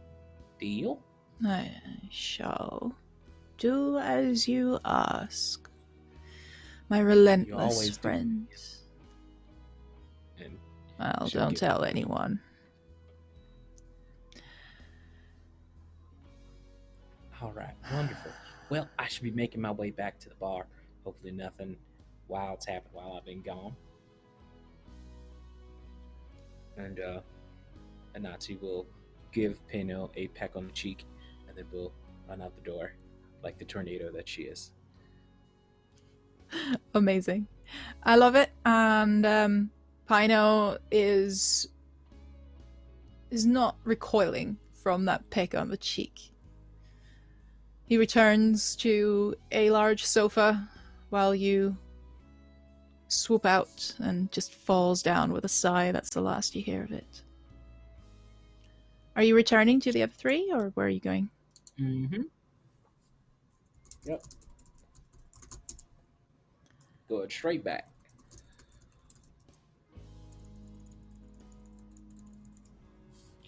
Because Right. I have to make sure that Marcus doesn't get lost. What did the other three of you do? Are you wanting to talk to someone in particular, or were you wanting to do something while Anati was gone? Marcus was just going back to sit with Jake.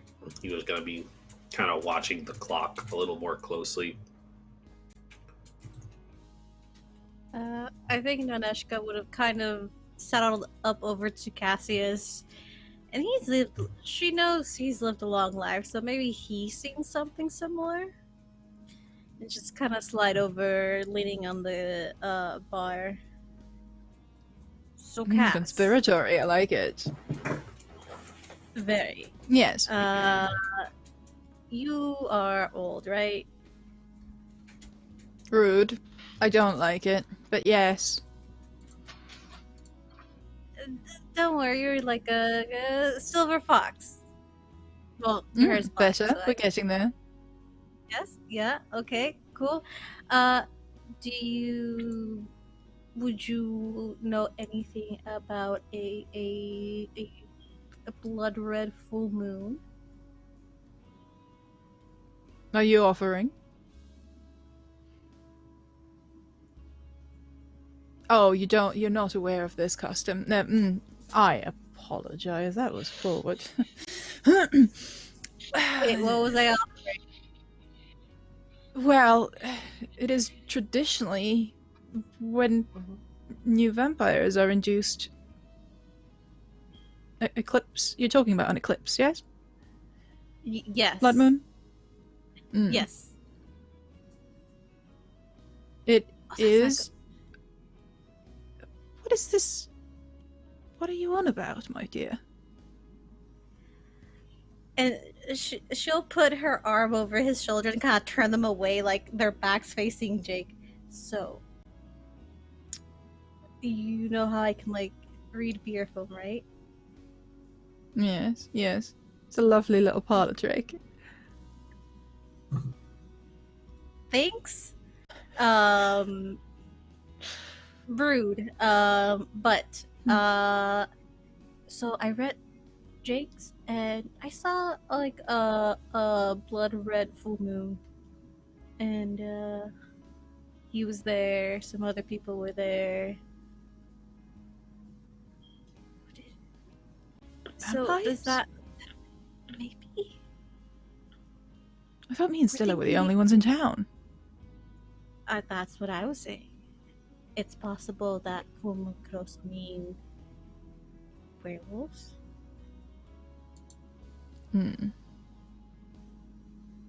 mean, they're lovely Yeah. people. Sure.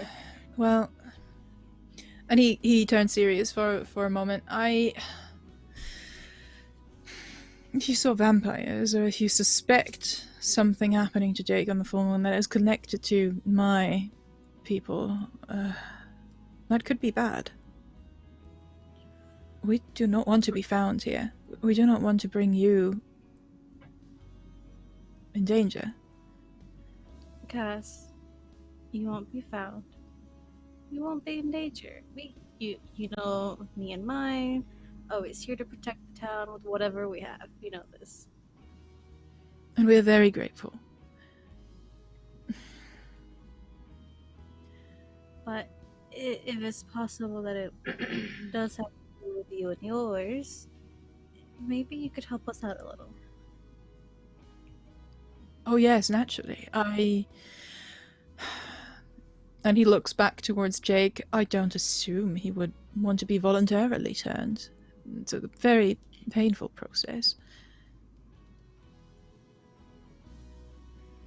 Or is he the Awesome. type?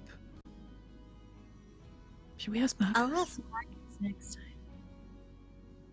I'll ask Marcus next time. But it's possible he could be. Anywho.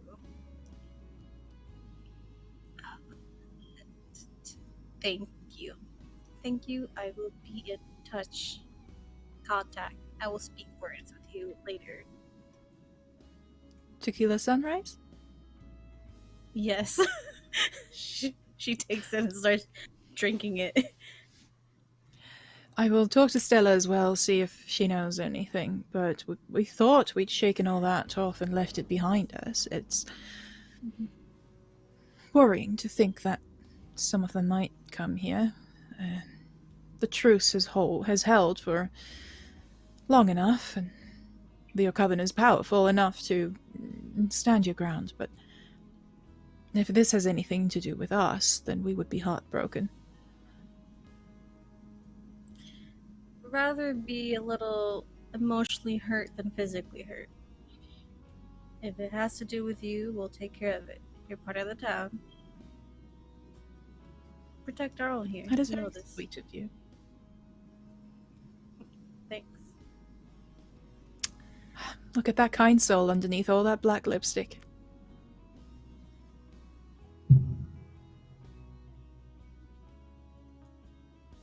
It looks good. It looks wonderful. I wasn't complaining. Anyway, keep me in the loop. And he has created several different cocktails at this point. Feeling a little bit carried away, getting a little bit carried away with old memories, and hands them out, or gives you. I don't know if everyone else is in the front or back, but hands them out to Jake and to everyone else who's gathered around him. Sylvie seems distracted in her own brain where she's sitting, as she's just like, if anyone's ever like, she hasn't like interacted with anyone in a hot minute, but she takes a sip of her drink, pinches the bridge of her nose, and it's just like you can tell like the gears in her head are just turning as she's trying to put a puzzle together. And if anyone is within earshot, like snaps out of it for a second. There is no such thing as coincidences. Bourbon. She calls down the bar. Got it. Just starts pouring a glass of bourbon for Sylvie and slides it over across the bar to her. You good? I don't slide it. No, don't slide it. Walk it. Just you can catch. No, here, one. You can catch it. You can catch it. No. Put your hand out. I'm trying I'm sliding to be it. subtle. Going, and it's. I'm trying to be subtle for a. It's on. None of you are Got it. subtle, my dears. Ever. No, apparently not. See, you got it. It's fine. Naneshka, do you realize that there is no such thing as coincidences? Sometimes. I mean, sometimes it is a coincidence if we wear the same band shirt in the same day. No, that's the veil connecting us. Oh. What's the Yes. coincidence here then? I'm gonna show you my Polaroid that I took of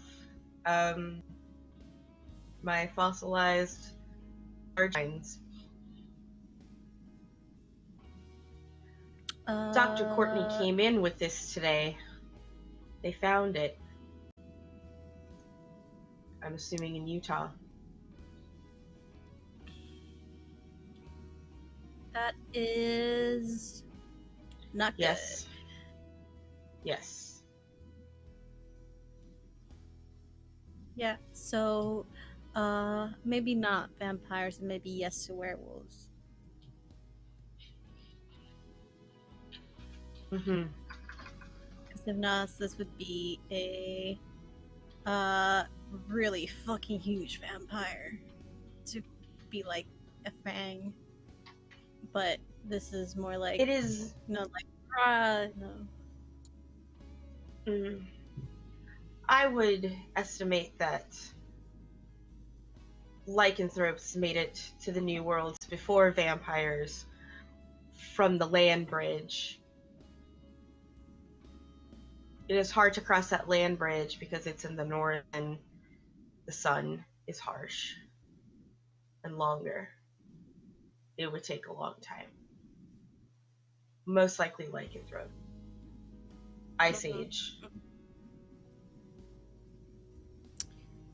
And why do you have like a picture of it? Mhm. You said your professor found it. Yes, brought it. I am being invited to see all of the skeleton at the. I'm assuming the university is what he meant when he said come down to see it. Lydia? I think we said in a couple of days or a week. He's just invited you, but it's an Mhm. open invitation. You can decide yourselves. Okay, I was just kind of wondering where he meant.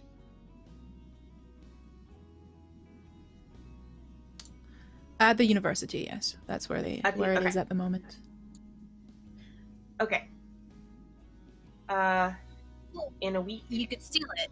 But yes, I can go see it soon. No, you can like take it, steal it, rob.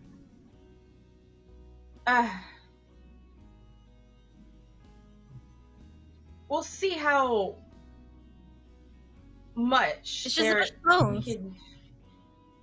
It's a skeleton. There are ways to reconstruct things. I mean, for the longest time, the iguanodon was on all four legs and its thumb was on its nose. We could make it as if quadrupedal, dire wolf species, ground sloth of some sort, bear. Dogs and bears have a very similar fossilized. They meet here, and she's just. Anyway, yes, I can go see it in a few days, and then you and can I take can it. assess how much. Maybe. I mean, there's a whole skeleton, like the whole skull Yeah. is quite big, he mentioned, and there were a few other bones, just to remind you what he said. Mhm. They found parts, they didn't find the whole thing. Yeah, Naneshka which I'm assuming with the. Yeah, and I'm assuming with the other bones, it's most likely like hip and legs for them to determine if it was bipedal or not. Yeah. Yeah. One leg, definitely, one hind leg. Mm-hmm. So bring a big backpack. It's usually wrapped in large. It isn't. That would not be an easy feat. I will assess and maybe plan a heist at a later date. Got it. A high sounds cool.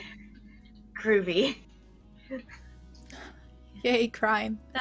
Where is Mark? Sorry, continue. I'm done. Where is Marcus during this conversation? Marcus has been with Jake. just sitting. He would have been watching the clock, but also probing Jake for questions that would kind of reveal more. So it really has just been, Jake, have you met anybody new to town lately? Any vagabonds or any of the hippie stragglers get friendly, wanting to hang out, have a beer, or go for a smoke? Anything of the sort? I mean, the hippies try to get friendly, but it's not my style. Just, don't know. Always been more of the. Wait, what are you asking? Like, what? Just, they were through town. You hadn't seen anything strange happening lately, right? It's just a lot of rumors of strange going-ons about town. Just making sure nobody was harassing your shop or anything. Nah, all good. I ran into an old friend, like, in Albuquerque, like, a month ago. Had to order some stuff for the workshop, some new parts. No current plans of... No, he might stop by for, like, go hunting at some point. If we can, Oh, you're muted. I wasn't talking to you guys. I was trying to get the clicking under control. Sorry. He might stop by at some time just to visit. I was going to clear it with you guys, obviously, but that's the only outside world connection I've had in a while. So, nothing strange then, no... Alright.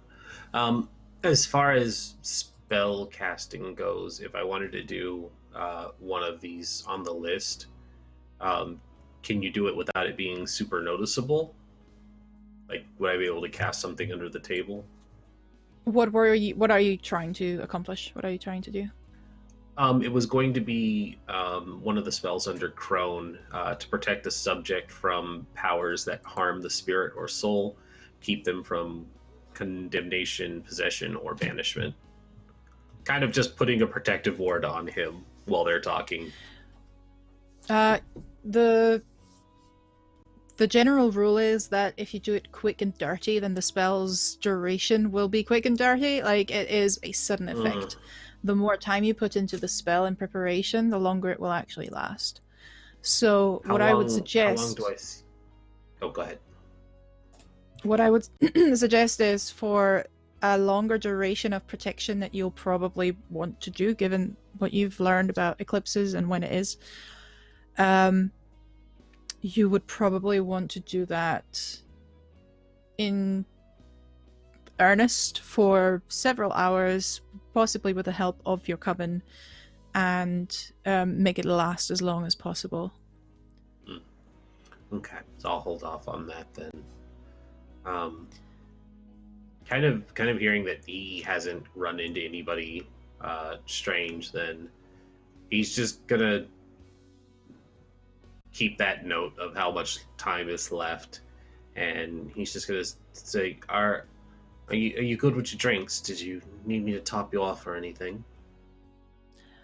I would love to try one of those. He's pointing at one of the cocktails that Cassie's made. That is bright green with a little bit of chocolate on the glass outside, creating a nice little swirl. I don't know what it is. Yes. It will probably burn my insides, but I'm here for it. Absolutely.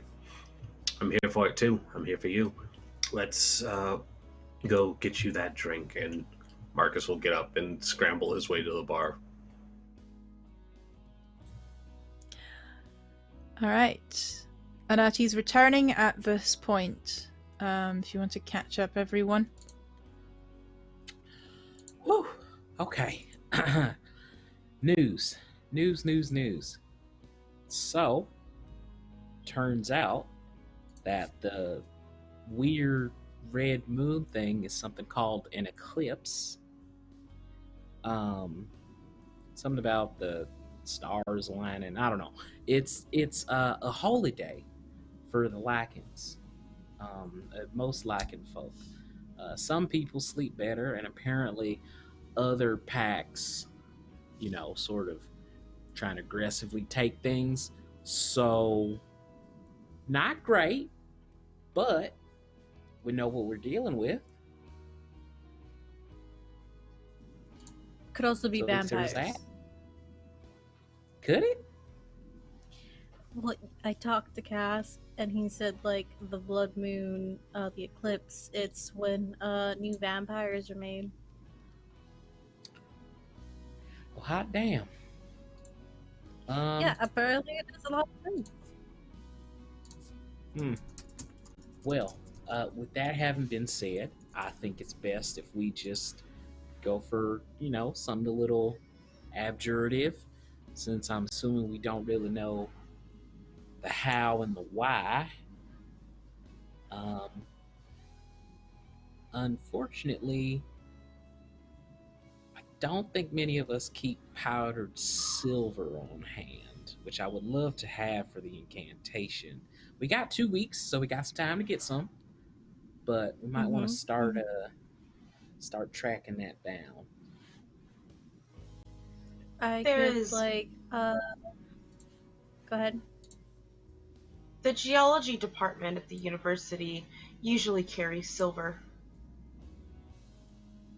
Oh, well, that's perfect. We can just, steal some. Well, Take it, yeah. it is recommended that I also should steal a skeleton when I am there. So, Oh, a double heist. that's a good idea. Right? I have good ideas. I cannot pull off a heist on my own. You got us. Well, of course not. We're all Doctor. gonna do a heist. You're the Yeah. charm. You're gonna get us through the door, Mm. and then us two and Anati will get real close with Naneshka and pose and say, "We're the femme fatales who bring the danger and the skills." Like Charlie's then- Angels. Yeah, Who's exactly. Charlie? Does It's that Marcus. make me bossly? Marcus is Angel. Marcus. You're Bosley. Ugh, that makes so much boy. sense. All right. This will be So- next week. We will have week, and then the next week to perform the ritual. Okay, this is a Yeah. real heist. Very Yeah. exciting. And we're stealing, like, bones, and you, like, love bones, right? Especially, like, the older ones. I really do. True. Yeah. I don't like stealing, but perhaps in this case it is the right thing to do until further notice. It's for greater Alright. good. Yes. Every now and then, I think Cassius can hear parts of these conversations and just quietly approves of crime. You hear them go, yes, as he just becomes alive, more or less, as he's handling the bar. We can fast forward a little to the heist itself, or if you want to do a the meeting chapter to prepare for it.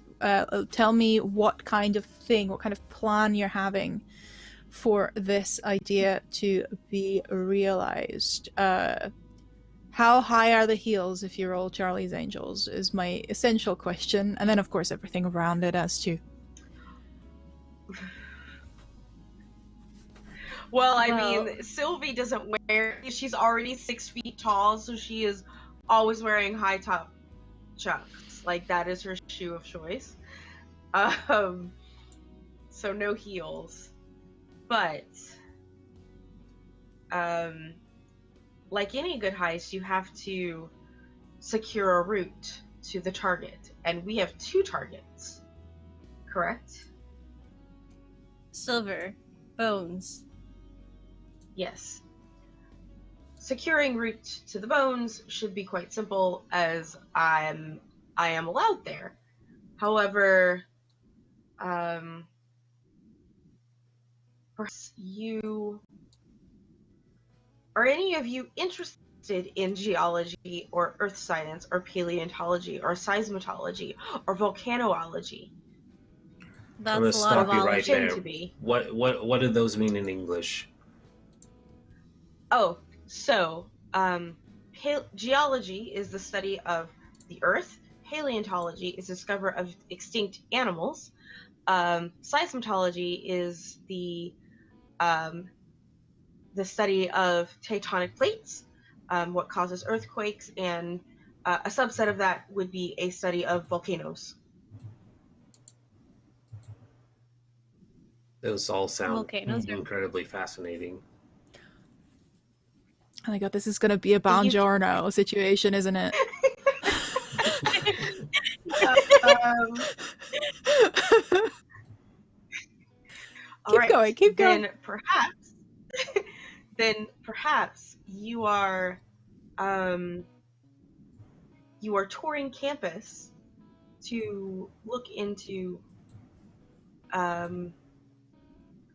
let's say an open house, correct? That is the word, an open house. You are attending an open house, a special open house, as I will show you things, and at this point you could sneak away to find the silver and secure that route. Well, that sounds Right. easy enough. Of course. And Right, besides, we but don't how do need we get- too much. Oh. How do we get what? The bones. You said it was a large You said bone. yourself. I'm sure there is a big enough backpack. So wait, we're planning I to am steal quite the strong. werewolf bones? Oh yes. Yes. Mm. I could ask Cassius. I feel like he knows about moving dead bodies. I do, I in mean, fact. it's Sorry, private it is- conversation. we know Oh, about come on, moving Cassius. we know about moving dead bodies. True. Yeah, but like really old dead bodies. No offense. Please do not. Please do not. I out of all of us, I am the most qualified to safely transport fossils. Me and Marcus Does are it qualified need to be say safe? more dead people. I would not ruin the integrity of a fossil. Of course it needs to be safe. Oh. Wouldn't we want it destroyed? Like Is it something? if Sylvie had pearls, she would be clutching them. Like why would she Okay, not. just because they're not ready to be discovered or revealed as what they are now does not mean that in the future that they will be not. This is our natural history that we would be destroying. That is a crime against nature. Okay, But- all right, Sylvie. Bring it down. I get it. Bring it down. I can only squat so far. Don't. Mm-hmm. Sure. Right. Yep. That's what I meant. I was All being right, so facetious as a joke. Oh, you were We joking. will- Yeah. Safely transport the bones respectfully. I imagine Pano would like to perform whatever burial rites lichens are akin to. We can get a hold of the powdered silver to make sure that things go as planned for the ritual, and then we'll be in and out. No mess, no fuss. I'm sure you could ask your friend Jake for a large car to transport the bones. I mean, He has me a and pickup Marcus truck. have the van. We have the van that we use for the mortuary. Oh, actually use the van with which we transport bodies to transport the body. I am enjoying this. Makes sense. Well, I mean, I don't know how wise it is of an idea to use our personal vehicles for something like this. It sort of I mean, makes we it could just a little say bit easier to. we could just say we're dropping Sylvie off, and we're also picking up somebody else's dead body after we drop Sylvie off. Two birds, one stone. There it is, birds again. It's a good point. All right, the birds have convinced me. This is a great plan.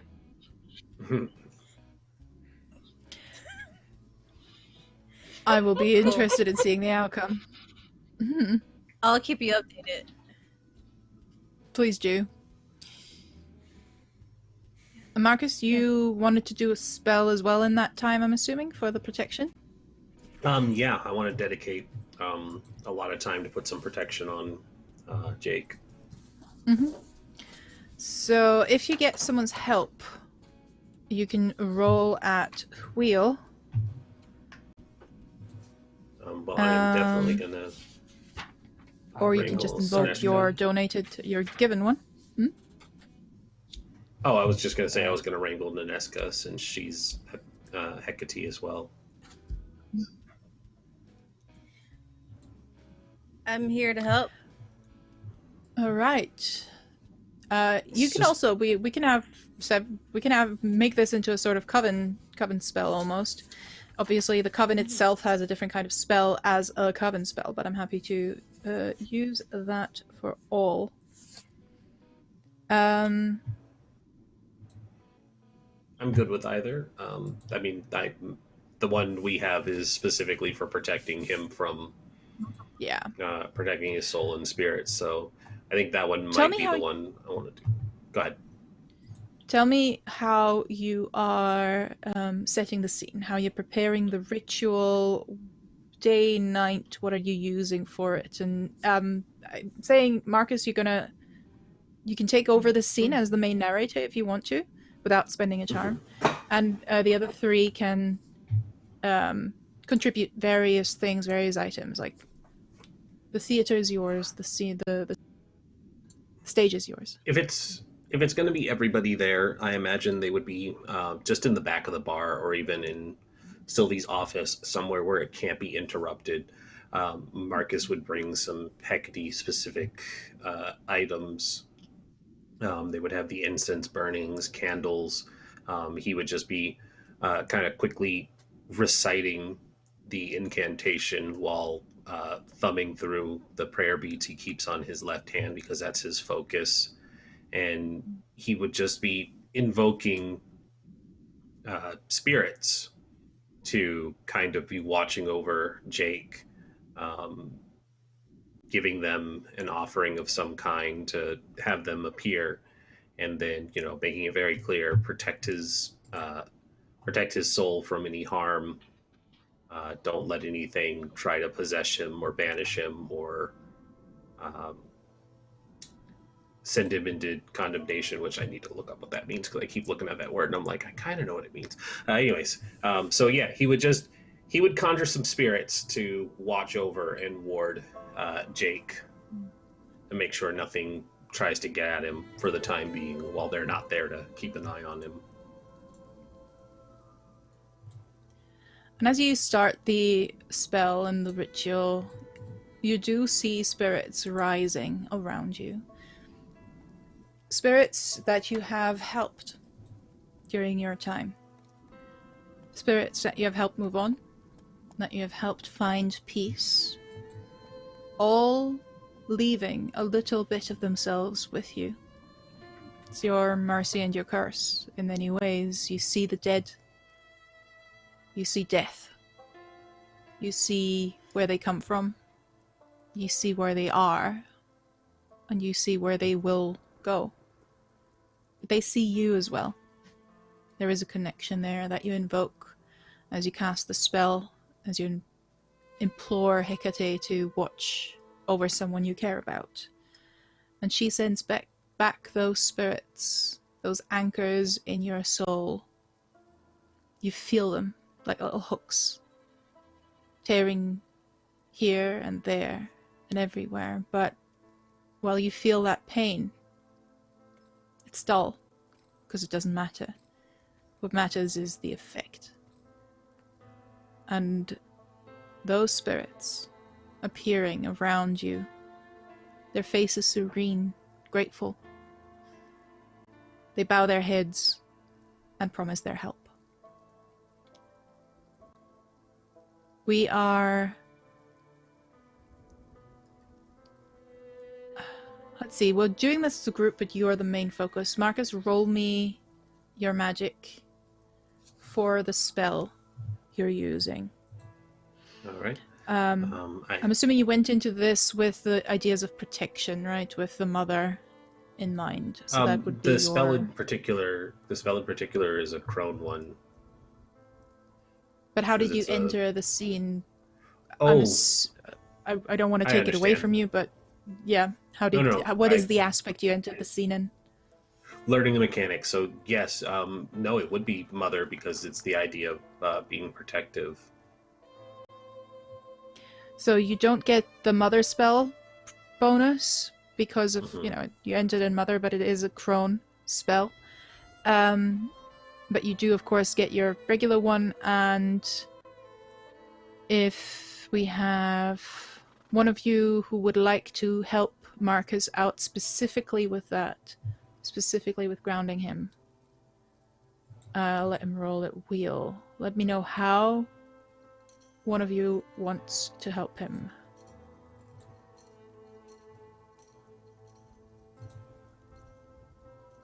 I would help him.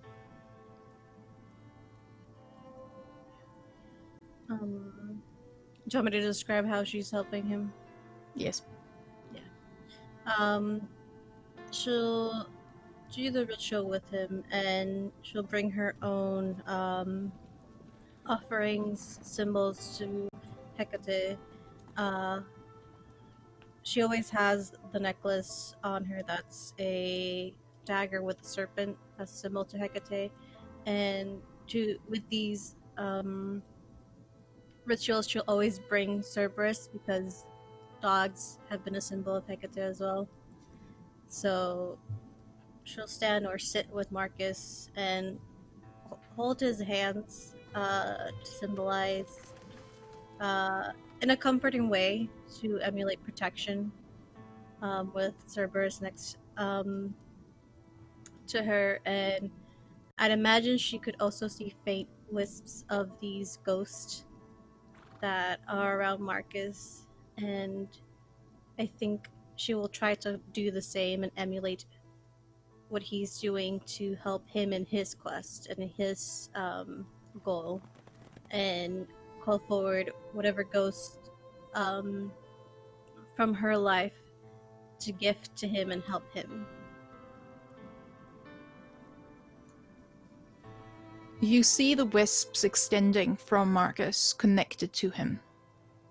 You hold his hands, and you feel the calming presence of Cerberus, who is now no longer a puppy getting belly rubs. He is a protector. He is your connection to Hecate made real.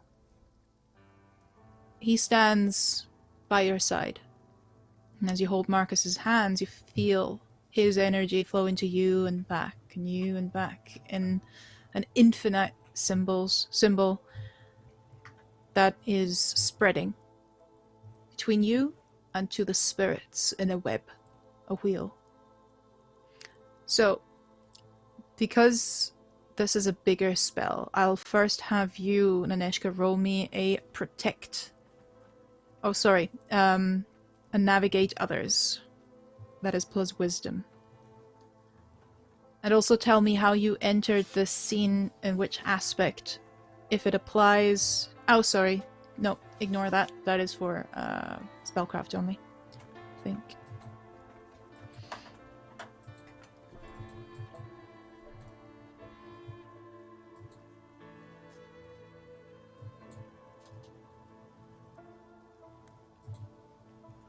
You're muted. Sorry, I'm muted. Wisdom roll, you said? Yes, the navigate others one in particular is plus wisdom. Okay. 8, but -1, so 7. It's still a moderate success, so you still succeed on the connection, but there is an unexpected consequence of it. I will say that while Marcus does take your energy, welcomes you almost like a buffer, like a sounding board to keep him in check and to keep him grounded, it takes a little bit more out of you than necessarily anticipated. You hear Cerberus whine just a little bit as he feels that there is something not quite right, as he feels that there is some of your energy waning much quicker than necessary and much quicker than you thought.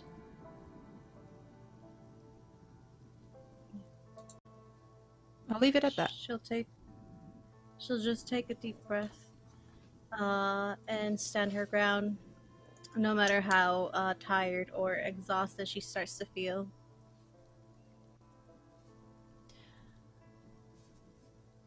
Anati, how would you like to help if you would like to help and not just observe? Leave it up to you entirely.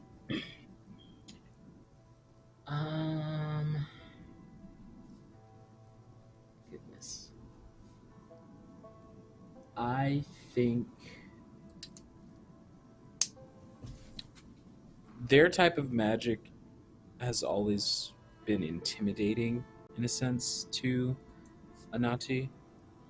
So I think she would be contributing in primarily physical ways, like making sure that people have water, making sure incense stay lit, making sure any runes drawn are not disturbed. I don't think she'd be magically assisting. She'd be just trying to make sure that the setting and the physical preparation of things was as in order as possible. Mm-hmm. And Sylvie, is there anything you would like to contribute? Yes. Sylvie will bring out a battery charged cassette player and pick the correct meditation music, which is Dream On by Aerosmith, and we'll play it to sort of bring us together. All right. So Marcus, roll at wheel for your magic. All right. At 5, 6, and a 3, so taking the highest 2 is 11. Mm-hmm. And do you have any bonus from it for that spell? It's a crone spell, so your severity bonus severity, applies. it'll be +2. Oof. Bringing it to You 13. get to mark one experience in that crone spell. Is a 10+. And the spell succeeds.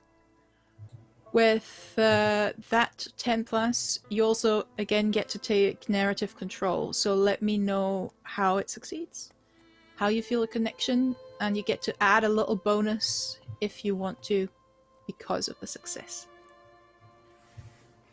So I think with everybody helping, chanting, as is what you would see cinematically for any kind of ritual casting, um, he kind of finishes his incantation, and the candle in front of him blows out, makes a thick wisp of smoke. It just kind of carries off on its own, and then it cuts to where Jake is, probably in whatever apartment bedroom he lives in, and he's asleep. And the wisp kind of materializes through his window, and it takes the shape of a ghostly figure that just kind of sits and settles at his bed, watching over him while he sleeps. And that's his protective spirit for now. The spirit rests with Jake, and I will say that on a successful roll, make a note of that, for the duration of this spell, which is long enough to last you to the eclipse. If you roll me a successful magic roll again, I'll let you see through the eyes of the spirit, so you can actually, what Jake is up to, and who he's with. It will be a moment, it will be a similar vision to Naneshka, considering that she had a hand in the spell as well, gave you a little bit of her energy. I think that works quite well. You fall back. You find the spell successful,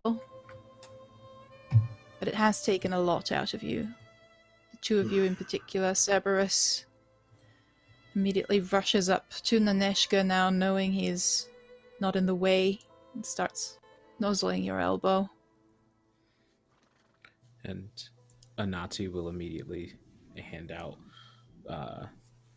little boxes of apple juice and like a package of pretzel sticks. Go, well done, well done. Yes, Exactly. it was a success with your help. Thank you. Good, Yeah. good. I'm gonna sit down That's and stay here for a little bit, and by a little bit, I mean a lot of bit. Yep. I'm gonna Good. just Be snap a right moment. here. Yeah. He just sips the juice box. Naneshka's like eyes closed, but there's still a juice box in their hands, just sipping it, as the other one's just petting Cerberus, who I imagine uh, his head is on her lap. His head is on your lap. He gets the little absent-minded scritchies. Then he looks up to Marcus and quickly licks over Marcus's hand as well. He just pets the dog. You still feel quite worn out, Naneshka. You're not sure why. This normally doesn't last that long. You know the fatigue of a spell. You know what it takes out of you. But this was Marcus's spell. This should have been a little bit easier on you. But there's an anxiety rising in your chest that makes it a little bit harder to breathe. Almost like you want to look around. Panicked. Paranoid. The shadows of the candles around you are just a little bit too flickery, a little bit too dark and saturated.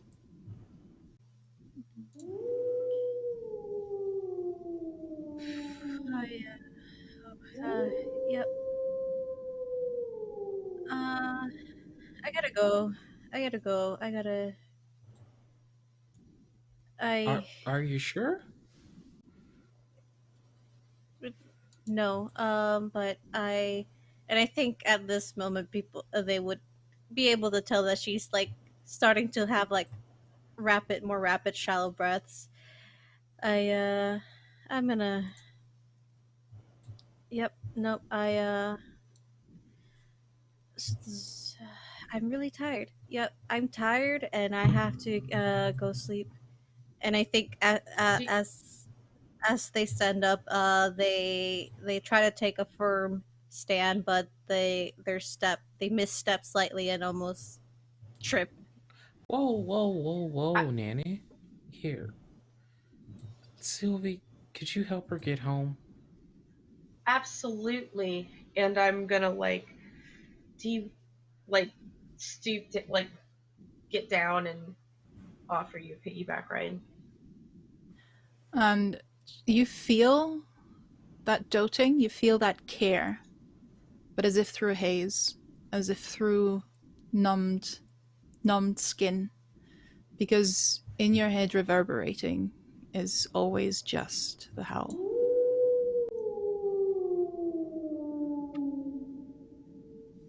Again and again and again. And that's where we end today. Ooh. The Great American Witch, episode 1, premiere episode. Thank you very much to all of you and to all of our viewers as well for joining us on this wolfy ride so far, anyway. How are we all feeling?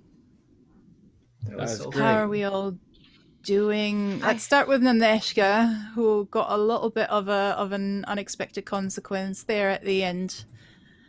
How are you feeling about your lady? I'm feeling great. She's not. They're not feeling great, but I am. I'm super excited to see what happens. I like consequences. So I'm feeling very excited to see what happens next, and I like how this game is heading. We have a lot of NPCs, we have a lot of story and world building that we put into the session 0, so I'll try and get maybe a Google Doc out for, obviously, you, the cast, and maybe the viewers as well, because I know lots of NPCs are coming in, and there might be a couple more, because that is what the Coven of the Town is all about. Mm-hmm. You can choose various covens in this game that the whole party is part of, whether that's... in our case, a sort of more social, community-focused one, or a fighty-focused one, or a supernatural creatures-focused one, or one that completely rejects the teaching of the Seven, the witches, and the rules of the witches. That is up to the player. So with us being a Coven of the Town, that's what we went for. But there will be more in our Discord as well, so if you want to find out more, if you have any questions out there, then join the Discord and check out the Great American Witch channel there.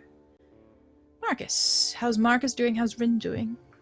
Now that I'm doing great. Marcus probably was panicked and feels a little more relieved now that this ritual has worked out.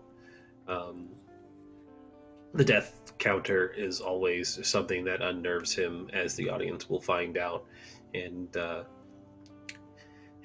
hit him with it first session. Oof, I wasn't ready for that, so that was fun, getting to play a natural panic because both the character and the PC were panicking.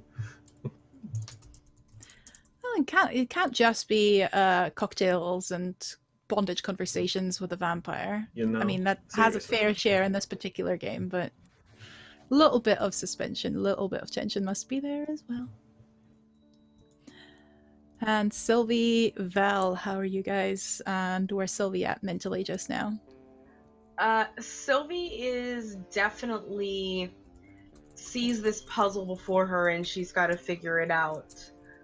This is a mystery. This is something that could possibly harm her friends in her town. So she's gotta figure this out. And if there's gonna be a heist, so be it. That sounds fun. That's Val coming through there, isn't it? It's also Sylvie. That just sounds fun to Sylvie as well. Like she's normally a goody two shoes, but with the chance to not be, that's fun. So, and with Val coming out, this is fun, and I'm having fun. And thanks for that Velociraptor reference in chat. Little did you know. Dinosaurs and Val is a winning combination. And a winning combination is D, and literally anyone who is willing to accept the level of sweetness coming their way, even if they're a grumpy old werewolf. How are you, D, and how has Anati been feeling about these events in the last 3 hours? Oh, I'm great. Anati is worried about Naneshka. Um, and is, Anati's doing her thing and staying positive. She's like, okay, this is a situation, but we've got a plan, we've got a team, and the first step already went well, so nothing left to it but to do it. And we will certainly do it next week. We have a 10-episode run on this. If you're new to the channel, Weave the Tale. We have games on every day of the week, including Saturday. Just Sunday, we're taking a quick break. But for the next 10 to 12 weeks, you'll be seeing us here all day, every day. Well, not all day, but every day, in various constellations with various players. And the schedule is possibly not yet updated. Cleric, that thanks for reminding me. That's on me. Yeah, so I'll get a new link in chat just now, but you'll see it in the Discord. In the Discord, and we'll try and get something on the YouTube post as well. Thank you also for the YouTube viewers who are with us every week and who are catching up on lost episodes. We super appreciate that you're here and that you're taking the time out of your busy life to watch us weirdos roll some dice. Do let us know how you're enjoying the game, how you're enjoying the Coven and the various characters. I know, it's always the begging for the comments and the likes, but that's how algorithms work, and that's how social media works these days. So if you want to help us, that is the quickest and easiest and cheapest way to do it. Leave us a comment or leave us a thumbs up. As for the people in chat, I did read every now and then what's been happening there, and I'm super appreciative of it. With the chat put down today, of course, I was busy behind the scenes, but I'm super happy that you enjoyed it as well and that you were with us the whole time. And thank you very much for the very kind words there.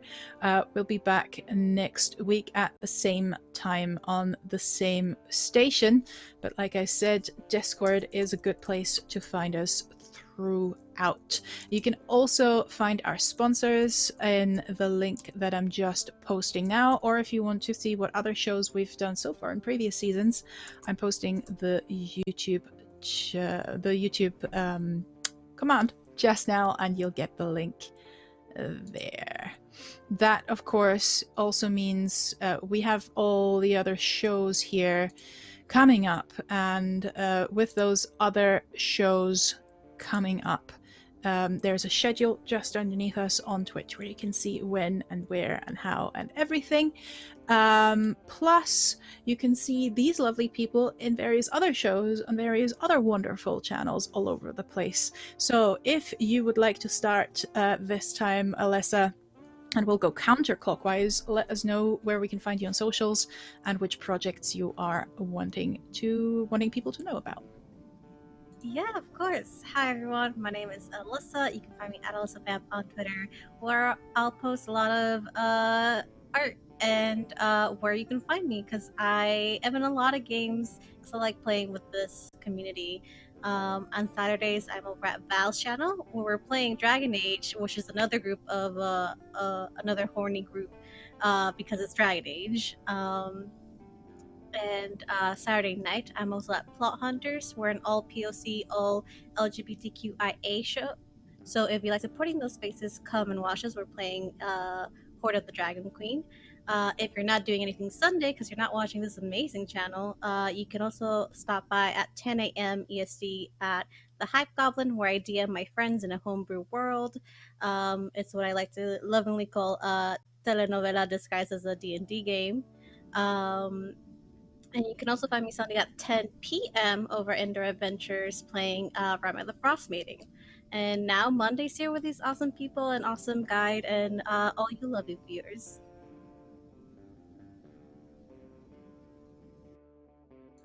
That is adorable. I love the telenovela sort of concept for various RPGs. I've seen a few one shots now, and the longer ones, of course, Pasión de las Pasiones and all that. It's fantastic. Rindis, Party Wipe Games. Where are you party wiping these days? You can always catch me over at Party Wipe Games if I am not here. We run most of our games the other days of the week that I am not here, which is currently only Mondays. Might be on another one. I saw Mitch snuck in another casting call that I immediately jumped on, which would be right after this one, whenever it starts up. Hopefully waiting for that call.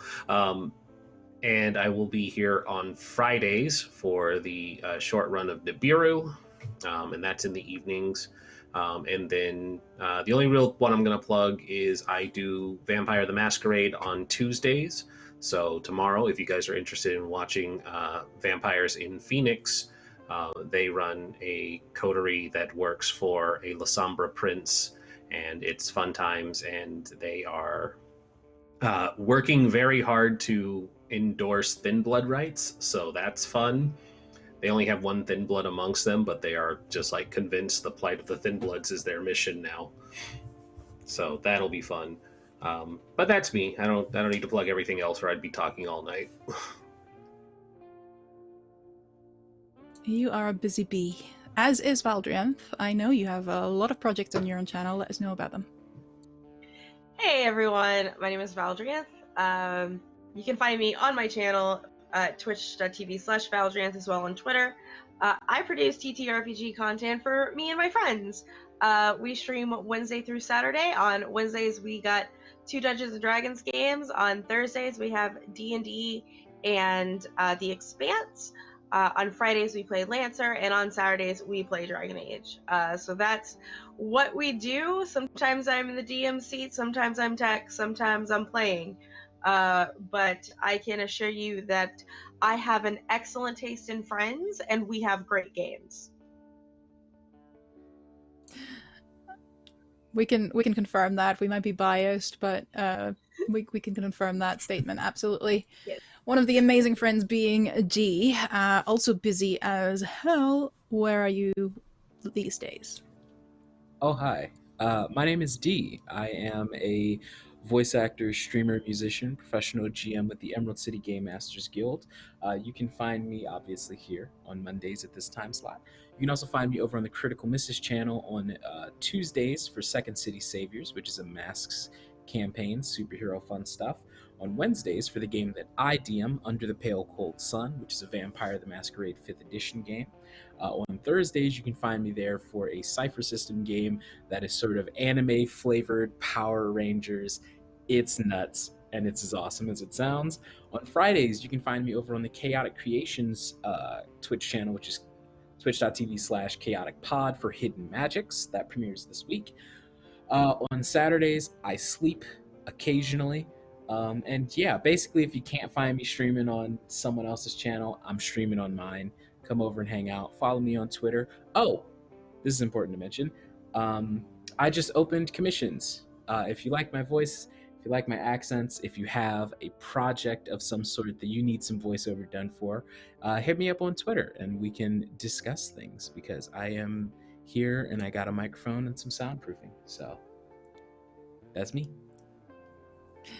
Go for that and follow these lovely people. As for me, I'm Half-Arsed Hermit. I am mostly on Weave the Tale because I'm a tour guide normally, and there's no tour guiding at the moment, so I have completely moved my life online, and I now live in made-up worlds, which, let's be honest, pretty cool. Pretty good, pretty nice.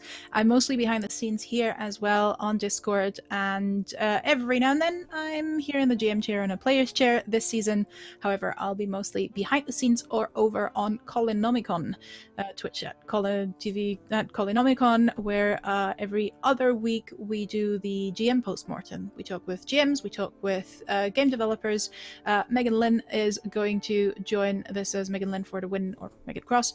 We will talk about session zeros. We'll talk about trying to get the parties together, trying to establish relationships so we can make hit the ground running when we enter campaigns. So a little bit of personal interactions, these sort of things.